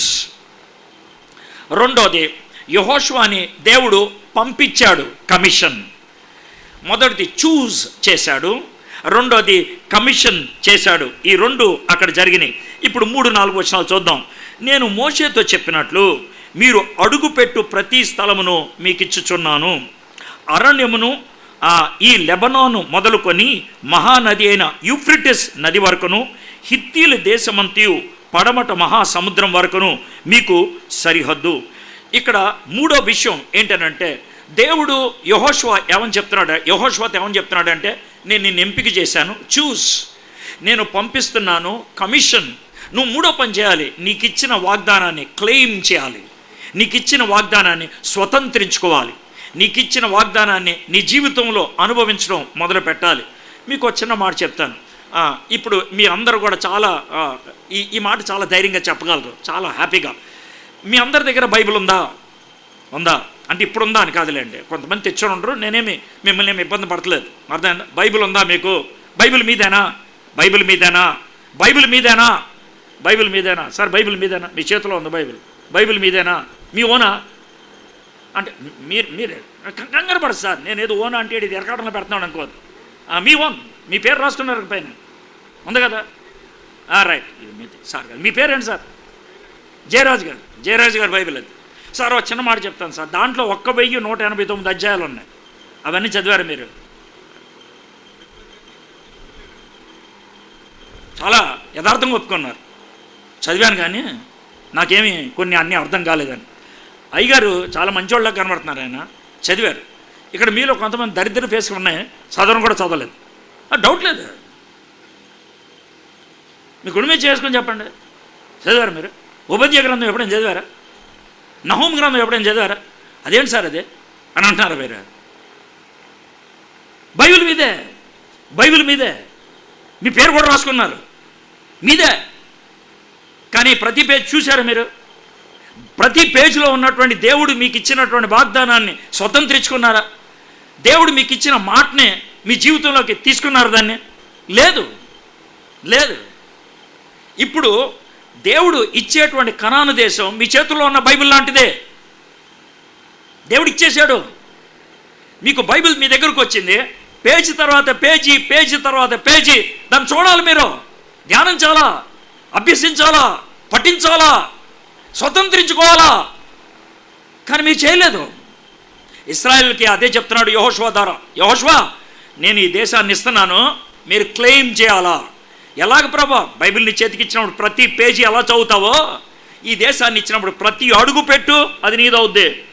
పేజీ తీసి చదివితేనే నీదే, అడుగు పెడితేనే నీదే. మీకు అర్థమైంది కదండి? ఇప్పుడు కంపారిజన్ అర్థమైంది కదా? అయితే దేవుడు మిమ్మల్ని ఎంపిక చేసుకున్నాడు, మీరు ఎంపిక చేసుకున్నారు. దేవుడి చేత మీరు ఎంపిక చేయబడ్డవాళ్ళు. ఎలా చెప్పగలుగుతారు సార్? మీ చేతుల్లో బైబిల్ ఉంది. ప్రపంచంలో ఉన్నటువంటి 700-800 కోట్ల మందిలో అందరికీ బైబిల్ లేదు, అందరికీ బైబిల్ లేదు. మీకు బైబిల్ ఉంది. అన్ని భాషల్లో బైబిల్ లేదు, మీ భాషలో బైబిల్ ఉంది. కొన్ని భాషల్లో బైబిల్ లేదు. కొంతమందికి భాషల్లో బైబిల్ ఉన్నా వాళ్ళకి చదవటం రాదు. కొంతమందికి బైబిల్ ఉండి, భాష ఉండి, చదవటం రాని వాళ్ళు అయ్యుండి, చదవటం వచ్చిన వాళ్ళు అయ్యుండి వాళ్ళ దగ్గర బైబిల్ రాలా. కానీ మీకు అలా కాదు. మీకు చదవచ్చు, మీకు బైబిల్ ఉంది, మీకు చదవడానికి అవకాశం ఉంది. ఈ మూడు ఉన్నాయి. కానీ మీరు చదువుతున్నారా? మీరు చదువుతున్నారా? నాకు ఈ సన్నివేశంలో ఒక ఆయన గుర్తొస్తున్నాడు. ఆయన పేరు జార్జ్ విల్సన్.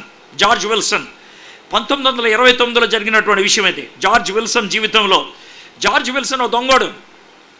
ఆయన చిన్న దొంగోడు, అంటే పెద్ద గజ్జి దొంగ ఏం కాదు. ఆయన చిన్న చిన్న దొంగతనాలు చేసేవాడు. ఆయన ఒకసారి డబ్బులు తక్కువయ్యి మన పోస్టు డబ్బా ఉంటుంది కదా, ఉత్తరాలు వేస్తాం డబ్బా, ఆ పోస్టు డబ్బాని పగలగొట్టి లోనేదో ప్యాకెట్ దొరికింది. ఆ ప్యాకెట్ తీసుకెళ్ళి అమ్మాడు. డబ్బులే వచ్చినాయి. ఆ డబ్బులతో ఆయన బతికేశాడు. అయితే ఆ ప్యాకెట్ ఏంటనంటే మందులు, ట్యాబ్లెట్స్. ఆ ట్యాబ్లెట్స్ ఒకళ్ళకి అందాలి, ఆయనకి అందక ట్యాబ్లెట్లు దొరక చచ్చిపోయాడు ఆయన. వాళ్ళ ఇంట్లో వాళ్ళు కేసు వేశారు. మేము పోస్టులో పంపించాము, ఆ పోస్టు వీళ్ళకి మా డాడీకి ఇవ్వలేదు కాబట్టి పోస్టు వాళ్ళు దానికి బాధ్యత వహించాలని కేసు వేశారు. కేసు వేస్తే వాళ్ళు అసలు ఎవడు దొంగతనం చేశాడు ఏంటి అని వెతకడం మొదలుపెట్టారు. దొరికాడు జార్జ్ విల్సన్. కోర్టు తీసుకొచ్చారు. జడ్జి గారు ఏమన్నారంటే, ఇతను మామూలుగా చేశాడు దొంగతనం, ఇతను చేసిన దొంగతనానికి 6 రోజులు జైల్లో పెడతాం, కొన్ని డబ్బులు ఇవ్వమని అడగటం జరుగుండేది. కానీ అవతల ఒక వ్యక్తి చచ్చిపోయాడు కాబట్టి ఇతనికి చాలా సీరియస్గా మనం దండించాలి, ఇతనికి మరణశిక్ష విధించండి అని చెప్పేశారు జార్జ్ విల్సన్కి. ఇది జరిగింది పెన్సిల్వేనియా అనే రాష్ట్రంలో, ఫిలడెల్ఫియా అనేటువంటి ఊర్లో 1929లో జరిగిన విషయం. ఆయన్ని ఉరిశిక్ష తీయడానికని జైల్లో పెట్టారు, ఫిలడెల్ఫియా జైల్లో. 10 రోజులైంది. 10వ రోజుకి మిత్రులంతా కలిసి అమెరికన్ రాష్ట్రపతి ఆండ్రూ జాక్సన్ గారికి ఉత్తరం రాశారు. ఏమని ఉత్తరం రాశాడు? ఈ చిన్న దొంగ, మీరు ఇతనికి మరీ మరణశిక్ష విధించేశారు, అతనికి తన ఉద్దేశంలో ఒక వ్యక్తిని చంపాలని లేదు కాబట్టి మీరేమనుకోనంటే అతనికి ప్రాణభిక్ష పెట్టండి అని అంటే, ఆండ్రూ జాక్సన్కి ఎందుకో ఫేవర్ కలిగి తన సెక్రటరీ ఆఫ్ స్టేట్కి వెంటనే లెటర్ రాయంటే అతను లెటర్ రాసి ఫిలడెల్ఫియా మేయర్కి పంపించాడు. ఆ మేయర్ వెంటనే ఆ ఉత్తరాన్ని తీసుకొచ్చి జైలు అధికారికి ఇచ్చాడు. జైలు అధికారి ఆ ఉత్తరం పట్టుకొని జార్జ్ విల్సన్ రూమ్ దగ్గరికి వెళ్ళి తలుపు కొడితే జార్జ్ విల్సన్ బయటకు వచ్చినప్పుడు అడిగాడు, సార్ మీకు అమెరికన్ ప్రెసిడెంట్ గారు ఉత్తరం రాశారు సార్ అని. ఏం రాశాడు అన్నాడు. ఏమి లేదు సార్, మీరు చేసింది పొరపాటును చేశారు కాబట్టి రాష్ట్రపతిగా నేను క్షమిస్తున్నాను అని చెప్పారు. ఇప్పుడు నన్ను ఏం చేయమంటారు అన్నాడు. ఏం లేదు సార్, అమెరికన్ రాష్ట్రపతి మీకు క్షమాపణ ఇచ్చారు కాబట్టి ఆ క్షమాపణ స్వీకరిస్తున్నట్లు కింద సంతకం పెడితే మీరు పెట్టిన సంతకాన్ని బట్టి నేను మిమ్మల్ని వదిలేస్తాను సార్ అని అన్నాడు. అతను 1 నిమిషం ఆలోచించి నాకొద్దు అన్నాడు. నాకొద్దు అని. నేను అబద్ధమేం ఆడట్లేదు. 1929 జార్జ్ విల్సన్, నన్ను గూగుల్ కొట్టండి, నేను చెప్పే స్టోరీ అంతా వస్తుంది మీకు. జార్జ్ విల్సన్ 1829 డేట్స్తో సహా చెప్తున్నాను నేను. ఆయనకి కేసు వచ్చింది జనవరి 18వ తారీఖున 1833 సంవత్సరం. జైల్లోకి వచ్చిన టైం కూడా చెప్తాను నేను అంత స్పష్టంగా. అయితే ఆయన వద్దు అని అంటే జైలు అధికారికి టెన్షన్ పుట్టుకుంది. రేపు పొద్దున్న అమెరికన్ రాష్ట్రపతి జార్జ్ విల్సన్ ఏమయ్యాడు అని అడిగితే నేనేం చెప్పాలా? భయం వేసింది దానికే. అందుకనే సుప్రీంకోర్టు జడ్జి గారు అయినటువంటి జాన్ మార్షల్ దగ్గరికి వెళ్ళి అడిగాడు, జాన్ మార్షల్ గారు ఏం చేయమంటారని. జాన్ మార్షల్ గారు కూర్చోబెట్టి ఏమన్నాడంటే, నేను ఒక 1000 రూపాయలు చెక్ ఇచ్చాను, ఏం చేస్తావు అన్నాడు. బ్యాంక్ వెళ్ళి తీసుకుంటా. Very good. అయితే 3 నెలల తర్వాత గుర్తొచ్చింది, సడన్గా చెక్ వచ్చిందని. నువ్వు ఆ చెక్ పట్టుకొని 3 నెలల తర్వాత బ్యాంక్ వెళ్తే జరిగేది ఏంటి అని అన్నాడు. అంటే ఏముంది సార్, 3 నెలలు అయిపోయింది కదా, ఇది పని చేయదు అని అంటారు అన్నాడు. ఓకే, దాని గురించి పెద్ద వరి అవద్దులే. ఇప్పుడు నా ప్రశ్న, బ్యాంక్ వాళ్ళు ఈ చెక్కు పనిచేయదు అని చెప్తే చెక్ ఏం చేస్తావు అన్నాడు. ఏం చేస్తాం, చింపి చెత్తకుండీలు వేస్తానన్నాడు. వెరీ గుడ్, బాగా చెప్పావు జవాబు. డబ్బులు తీసుకోలేని చెక్కుకి అర్థం ఏమన్నా ఉందా? డబ్బులు డ్రా చేయనటువంటి చెక్కుకి అర్థం ఏమన్నా ఉందా? లేదు. దేవుడు చెక్కులు రాసి ఇచ్చాడు నీకు, నువ్వు డబ్బులు డ్రా చేసుకోవాలా? డబ్బులు డ్రా చేసుకోవాలా? 1189 చెక్కులు రాసి ఇచ్చాడు మీకు, మీరు డ్రా చేసుకోవాలా? వేస్ట్ అయిపోతున్నాయి అయ్యి. మీరు ఇంకా బతికే ఉన్నారు, మీరు ఇంకా బతికే ఉన్నారు. దేవుడు నీకు పెద్ద పెద్ద చెక్కులు ఇస్తే, ఈ 1189 చెక్కులు ఇచ్చానయా, 1189 అధ్యాయాలు ఉన్నాయా అని చెప్తే, సార్ ఇంత చెక్కు వద్దు సార్, మాకు ₹1,00,00,000 వద్దు సార్, మాకు మేము చాలా తగ్గింపు స్వభావం కలిగిన వాళ్ళం, మాకు అంత ఆస్తి వద్దు, న్యూ ఇయర్ రోజు మాకు ఓ ₹10 ఇస్తే చాలు సార్, ఒక ₹5 ఇస్తే చాలు సార్ అని వాగ్దానపు కార్డు తీసుకునేటువంటి దరిద్ర గుణం మంది. అక్కడ తీసుకునేటువంటి ప్రామిస్ కార్డ్స్ చెడ్డేమని చెప్పట్లేదు. నీకు ఒకడు ₹1,00,00,000 ఇస్తానంటే నాకు ₹10 ఇస్తాను అని అంటే వాడిని ఏమనాలా? వాడిని ఏమనాలా? దేవుడు నీకు ₹1,00,00,000 ఇస్తానరా అంటే నాకు ₹10 చాలరా అంటే ఏమనాలి? నిన్ను ఏమనాలా? అందుకని అందుకని అందుకని దేవుడిచ్చేటువంటి అనంతమైనటువంటి ఆస్తి, దాన్ని మనం క్లెయిమ్ చేయాలా, క్లెయిమ్ చేయటం నేర్చుకోవాలి. అయితే ఇది దేవుడు యెహోషువకి సడన్గా చెప్పిందేం కాదు. నేను ఈ భూమిని, ఈ దేశమును మీకు ఇస్తాను, ల్యాండ్ దేశమును మీకు ఇస్తాను అని అన్నప్పుడు, మొట్టమొదటిగా దేశముని మీకు ఇస్తానని ఎవరికి చెప్పాడు? అబ్రహాముకి చెప్పాడు. ఆదికాండం 12వ అధ్యాయంలో, నువ్వు నా మాట విని వెళ్తే కనుక నేను నీకు ఆ దేశాన్ని నీకు స్వాస్థ్యంగా నీకు ఇస్తాను అని చెప్పాడు. అదే మాట మోషేకి చెప్పాడు. అంటే మధ్యలో యాకోబు చెప్పాడు, ఇస్సాకు చెప్పాడు అని వదిలేండి, మోషేకి చెప్పాడు. మోషే అదే మాట యెహోషువకి వినిపించాడు. ఇది మీరు వినగలిగితే బాగుంటుంది. 34వ అధ్యాయం ద్వితీయోపదేశ కాండం 4వ వచనం. మరియు యెహోవా అతనితో ఇట్లనెను, నీ సంతానమునికి ఇచ్చేదనని అబ్రహాము, ఇస్సాకుకు, యాకోబులకు నేను ప్రమాణం చేస్తున్న దేశము ఇదే. కన్నులారా నిన్ను దాన్ని చూడనిచ్చితిని కానీ నీవు నది దాటి అక్కడకు వెళ్ళకూడదు. ఇది మోషే. ఈ మాటలు యెహోషువకి వినిపిస్తున్నాడు ఆయన. 34వ అధ్యాయం 1-8 వచనాలు చూసినట్లయితే ఆ వివరణ మీకు కనబడతా ఉంటుంది. నేను ఇస్తాను. ప్రామిసెస్ని క్లెయిమ్ చేయటం, దేవుడి మాట మీద విశ్వాసం ఉండటం, బైబిల్ దేవుని యొక్క వాగ్దాన పత్రం. దేవుడు మానవుల్ని ప్రేమించి ఇచ్చినటువంటి ఈ వాగ్దాన పత్రం గురించి మనం ఆలోచించినప్పుడు ఎలా చూస్తాం? హౌ డు వి సీ అని అనటానికి హెలెన్ రోజవీరా ఒక పుస్తకం రాసింది, హీ మూవ్డ్ ద మౌంటైన్స్. ఆయన కొండలు అడ్డు తీశాడు అన్నట్లు పుస్తకం రాసింది. దాంట్లో ఒక అద్భుతమైనటువంటి సన్నివేశాన్ని ఆవిడ వర్ణించింది, హెలెన్ రోజవీరా.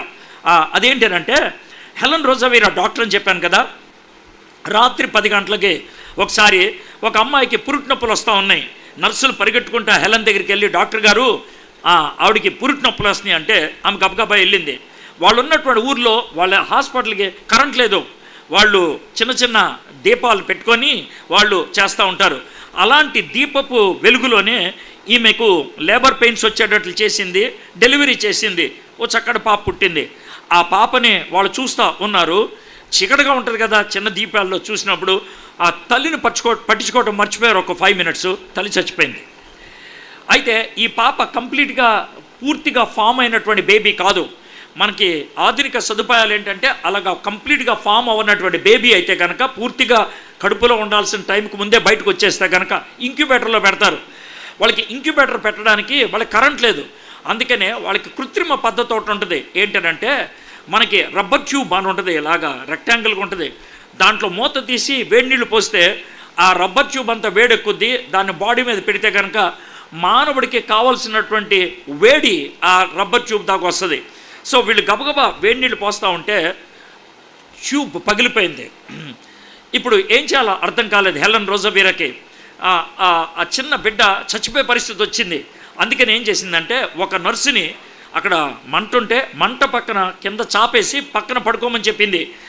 జాకెట్ ఇప్పేయమని చెప్పింది. అందరు ఇక్కడ ఉన్నది లేడీసే, జాకెట్ ఇప్పేయంటే అమ్మాయి జాకెట్ ఇప్పేసింది. జాకెట్ ఇప్పేస్తే ఇక్కడ బాడీ మీద ఆ బాబుని, చిన్న పాపని పడుకోబెట్టారు. అంటే ఈమెకు బాడీకి వేడి తగిలి ఆ వేడి పాపకి కావాల్సినంత అందుతూ ఉన్నది. ఇది చాలా అద్భుతమైనటువంటి పద్ధతి. కాకపోతే హెలన్ ఏమంటుంది తెలుసా, ఈ విధంగా మనం ఎక్కువసేపు ఉంచలేం, ఈ విధంగా ఎక్కువసేపు ఉంచలేం. ఇప్పుడు టైం 3 అయింది, 12 గంటలు మాత్రమే ఈ విధంగా ఉంచగలుగుతాం. 12 గంటల లోపల ఈ పాపకి హాట్ వాటర్ ట్యూబ్ కావాలి అని అన్నది. అంటే ఏంటి, మధ్యాహ్నం 3 గంటలకల్లా హాట్ వాటర్ ట్యూబ్ కావాలని అని చెప్పేసి వెళ్ళిపోయింది. వెళ్ళిపోయి పడుకొని పొద్దున్నే లేచింది. 10 గంటలకి సండే స్కూల్ నడుస్తుంది ప్రతిరోజు. 40 మంది పిల్లలు ఉంటారు. పిల్లలందరూ వచ్చారు, సండే స్కూల్ నడుస్తూ ఉంది. చివరిలో ప్రార్థన చేయించింది.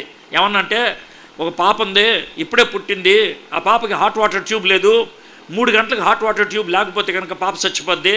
ఆ పాపకు ఒక అక్క ఉంది, ఆ అక్క మా అమ్మ చచ్చిపోయిందని అమ్మాయి ఏడుస్తుంది, చిన్న పాప అని చెప్పి ప్రార్థన చేయమనంటే అందరూ కలిసి ప్రార్థన చేస్తూ ఉంటే రూత్ మిరండా అనే ఒక అమ్మాయి, 19 ఏళ్ళ అమ్మాయి, ఆ అమ్మాయి అన్నది, టీచర్ నేను ముందుకొచ్చి ప్రార్థన చేస్తానంది. రా అన్నది.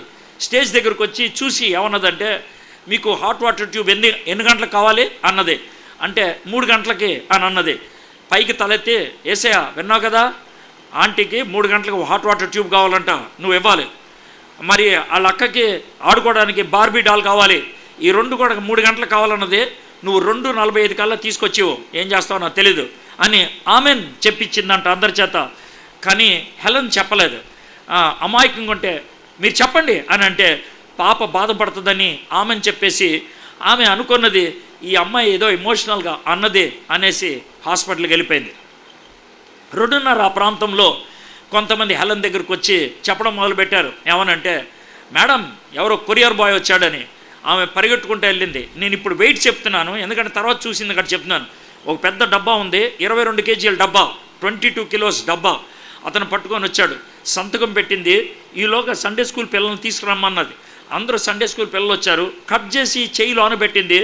బయటికి తీయంగానే వచ్చింది హాట్ వాటర్ ట్యూబ్. టైం చూసింది 2:45 అయింది.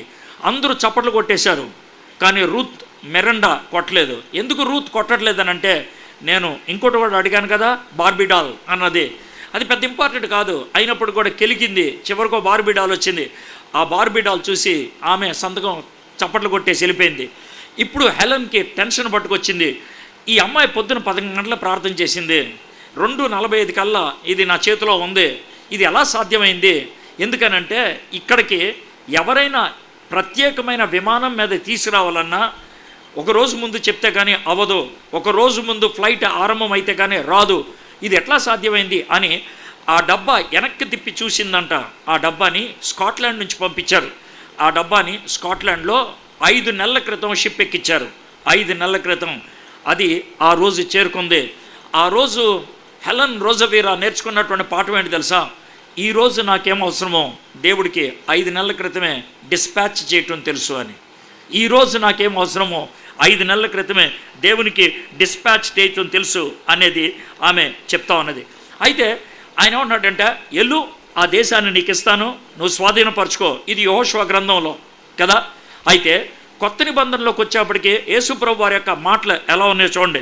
మత్తయి సువార్త 28వ అధ్యాయం 19వ వచనం. అయితే యేసు వారి యొద్దకు వచ్చి, పరలోకమందును భూమి మీదను నాకు సర్వాధికారము ఇవ్వబడింది, కాబట్టి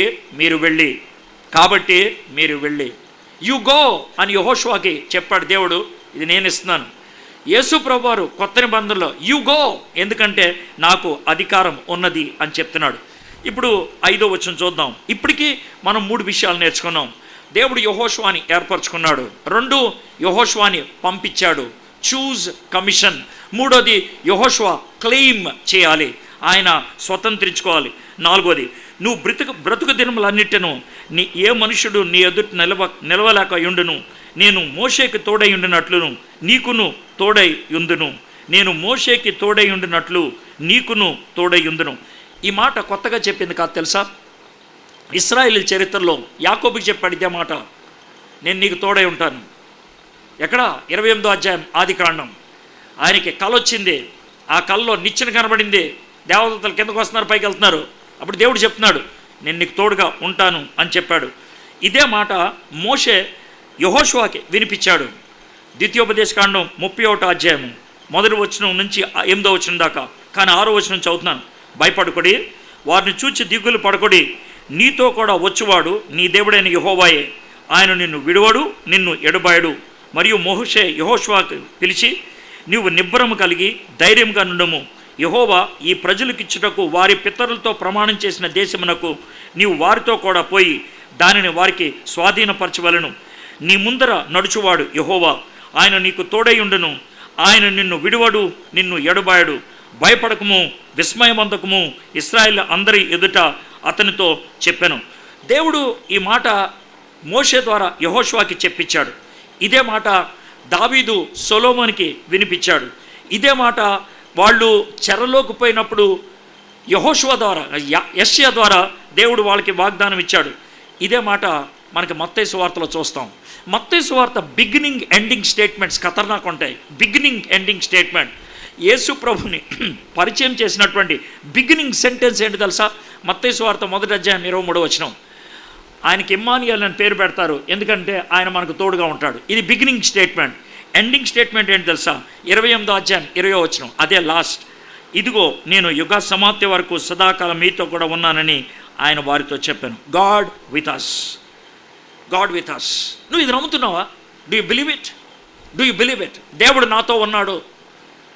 నన్ను రక్షించుకున్న దేవుడు నన్ను విడిచిపెట్టి వెళ్ళిపోయేవాడు కాదు. God will not leave me. దేవుడు నన్ను విడిచిపెట్టేవాడు కాదు. God is with me. ఇది ఆయన చెప్తున్నటువంటి మాట. దేవుడు నాకు తోడుగా ఉన్నప్పుడు నాకు విరోధి ఎవరో, నా ముందు నిలవబడగలిగేటువంటి వాడు ఎవరు? ఇది మనము నేర్చుకోగలిగేటువంటి 5వ వచనంలో ఉన్నటువంటి పాఠం. మొదటిది చూస్ చేశాడు, రెండోది కమిషన్ చేశాడు, మూడోది క్లెయిమ్ చేయాలి, నాలుగోది యెహోషువని దేవుడు కవర్ చేస్తున్నాడు. ఐఎమ్ కవరింగ్ యూ, నేను నీతో ఉన్నాను, ఐఎమ్ కవరింగ్ యూ అని అంటున్నాడు. ఇప్పుడు 6వ వచనం చూద్దాం. నిన్ను విడువను, నిన్ను ఎడబాయను, నిబ్బరము కలిగి ధైర్యంగా నడుము. 6వ వచనం నుంచి 9వ వచనం దాకా నిబ్బరము, ధైర్యము మూడు సార్లు వస్తూ ఉంటుంది. నిబ్బరము, ధైర్యము, ధైర్యముగా ఉండుము. వారికి ఇచ్చేదనని నేను వారి పితరులతో ప్రమాణం చేసిన ఈ దేశమును నిశ్చయముగా నీవు ఈ ప్రజల స్వాధీనము చేయదువు. I promise them and you are going to take them there. నేను వాళ్ళకి ప్రామిస్ చేశాను, నేను ఖచ్చితంగా ఇస్తాను. Courage, courage. మొదట చూస్ చేశాడు, రెండోది కమిషన్ చేశాడు, మూడోది క్లెయిమ్ చేయాలి, నాలుగోది కవర్ చేశాడు, ఐదోది కరేజియస్గా ఉండాలి. ఎందుకని? దేవుడి కవరింగ్లో నేను ఉన్నాను కాబట్టి కరేజియస్ ఉండాలి. ఇక 7వ వచనం నుంచి 9వ వచనం దాకా క్రీడ్ గురించి మాట్లాడుతున్నాడు. క్రీడ్ గురించి. క్రీడ్ ఏంటండి అని అంటే, ఈ కరేజియస్ లైఫ్ని కొనసాగించాలంటే ఏం చేయాలి? ఈ కవరింగ్ని నువ్వు అనుభవించాలంటే ఏం చేయాలి? ఈ యొక్క క్లెయిమ్ని నీ జీవితంలో స్వతంత్రించుకోవాలంటే ఏం చేయాలి? నువ్వు నా చేత ఎంపిక చేయబడ్డావు అంటే ఏం చేయాలి? నువ్వు నా చేత పంపబడ్డావు అంటే ఏం చేయాలి? 7, 8, 9 వచనాల్లో ఉన్నటువంటి విషయం చాలా ప్రాముఖ్యమైనది. అది చూద్దాం. అయితే నీవు అయితే ఏంటి? ఇవన్నీ జరగాలంటే అయితే అన్నదానికి అర్థం ఇదన్నీ నీలో జరుగుతాయి. అయితే నువ్వేం చేయాలి? అయితే నీవు నిబ్రము కలిగి జాగ్రత్త పడి బహుధైర్యంగా నుండి నా సేవకుడైన మోషే నీకు ఆజ్ఞాపించిన ధర్మశాస్త్రం అంతటి చొప్పున చేయవలను. చెయ్యాలి. చేసేది ఎప్పుడు సాధ్యమవుతుంది? చూసిన దాన్ని చేస్తావు, చూడకుండా ఎలా చేయగలుగుతావు? సో చెయ్యి అన్న దాంట్లో చూడు అన్నది ఇంక్లూడ్ అయి ఉంది. యు డూ అన్న దాంట్లో యు నో అన్నది ఇంక్లూడ్ అయి ఉంది. ఈ పుస్తకంలో ఉన్నాయన్నీ చెయ్యి అని అంటే ఎవడు కూడా ఈ మాట అడగడు బాస్ని. సార్ పుస్తకంలో ఏమన్నా చెప్పండి సార్ అండో చదువుకుంటాడు ఆయన. సో మోషే ద్వారా దేవుడు ఇచ్చినటువంటి ధర్మశాస్త్రాన్ని యెహోషువకి ఇచ్చు ఏమంటాడు తెలుసా? మీ గురువు గారు 5 పుస్తకాలు రాశాడు, అవి ధ్యానం చేయి. For Joshua the Bible was only 5 books. యెహోషువకి బైబిల్ ఏంటి? 5 పుస్తకాలే. ఏంటి 5 పుస్తకాలంటే చెప్తాడు, ఆదికాండం నుంచి ద్వితీయోపదేశకాండం. కానీ మనకో 66 పుస్తకాలు ఉన్నాయి. మీకు విషయం తెలుసా? ఒకవేళ యెహోషువకి నీకు పరీక్ష పెట్టి సేమ్ క్వశ్చన్ పేపర్ ఇస్తే యెహోషువ ఫెయిల్ అవుతాడు. నీకు వచ్చినంత ఇన్ఫర్మేషన్ యెహోషువకి లేదు. నీకు తెలిసిన విషయాలు యెహోషువకి తెలియదు. కానీ యెహోషువ స్థాయిలో ఎగ్జామ్ పేపర్ యెహోషువ పెట్టి నీ స్థాయిలో నీకు ఎగ్జామ్ పెడితే నువ్వు ఫెయిల్ అవుతావు. ఎందుకో తెలుసా? యెహోషువకి తెలిసిందంతా ధ్యానించాడు, తెలిసిందంతా తెలుసుకున్నాడు, ఇచ్చిందంతా తెలుసుకున్నాడు, తెలుసుకున్నదంతా చేశాడు ఆయన. అందుకే నేను బిగినింగ్లో మాట చెప్పా, మీకు బైబిల్ ఉందా? ఉందే. బైబిల్ మీద నా మీదే, బైబిల్ మీద పేరుందా? ఉందే. That is God's creed to you, that is God's doctrine to you, that is God's plan to you, that is God's project to you, that is God's will to you. దేవుడు నీకు ఇచ్చినటువంటి వీలునామా. Have you gone through it? దాన్ని ధ్యానం చేసావా? దాన్ని అభ్యాసం చేసావా? యెహోషువకి అదే మాట చెప్తున్నాడు 8వ వచనం, ఈ ధర్మశాస్త్ర గ్రంథమును నీవు బోధింపక తప్పిపోకూడదు, దానిలో రాయబడిన వాటినన్నిటి ప్రకారము చేయుటకు నీవు జాగ్రత్త పడినట్లు దివారాత్రులు దాన్ని ధ్యానించినలా నీ మార్గమును వర్ధిల్ల చేసుకొని చక్కగా ప్రవర్తించుదువు. నేను నీకు ఆజ్ఞాపించున్నాను కదా, నిబ్బరము కలిగి ధైర్యంగా ఉండుము, దిగులు పడకము, జడియకము, నీవు నడుచు మార్గం అంతట్లో నీ దేవుడని యెహోవా నీకు తోడే ఉన్నాడు. అయితే కరేజియస్గా ఉండాలంటే ఏం చేయాలి? క్లెయిమ్ చేయాలంటే ఏం చేయాలి? కమిషన్ ఫుల్ఫిల్ చేయాలంటే ఏం చేయాలి? చోజన్ వ్యక్తిగా నేను జీవించాలంటే ఏం చేయాలి? ఈ డాక్యుమెంట్ని నువ్వు ఫాలో అవ్వు, ఈ క్రీడ్ని నువ్వు ఫాలో దిస్ క్రీడ్. ఈ లేఖనాన్ని నీ జీవితంలో పఠించు, దీన్ని ధ్యానించు, దీన్ని బోధించు. ఎంత స్పష్టంగా చెప్తున్నాడో చూడండి. నువ్వు దాన్ని ధ్యానించాలి. రెండోది, ఈ 8వ వచనం, ఈ ధర్మశాస్త్ర గ్రంథమును నీవు బోధింపక తప్పిపోకూడదు. You should not only follow it, but you should teach it. నువ్వు బోధించాలి. నేనేమంటాను తెలుసా? మన పిల్లలు ఉన్నారు చూసారా, మన పిల్లలు కుక్క పిల్లలు కావు, మన పిల్లలు పంది పిల్లలు కాదు, మన పిల్లలు పిల్లి పిల్లలు కాదు, మన పిల్లలు మనిషి పిల్లలు. మనిషి పిల్లలకి కుక్క పిల్లలకి తేడా ఉంది, మనిషి పిల్లలకి పంది పిల్లలకి తేడా ఉంది, మనిషి పిల్లలకి పిల్లి పిల్లలకి తేడా ఉంది. పిల్లి వాళ్ళ కూతురికి, పిల్లి వాళ్ళ కొడుక్కి గోడల దూకాలని నేర్పించదు. కుక్క వాళ్ళ కొడుక్కి, కుక్క వాళ్ళ కూతురికి బౌవమ్మని ఏంటో నేర్పించదు. వాళ్ళు నేర్పించాల్సిన అవసరం లేదు. అవి సహజాతాలు. ఎందుకంటే దేవుడు వాటి యొక్క డిఎన్ఏలో పెట్టేశాడు.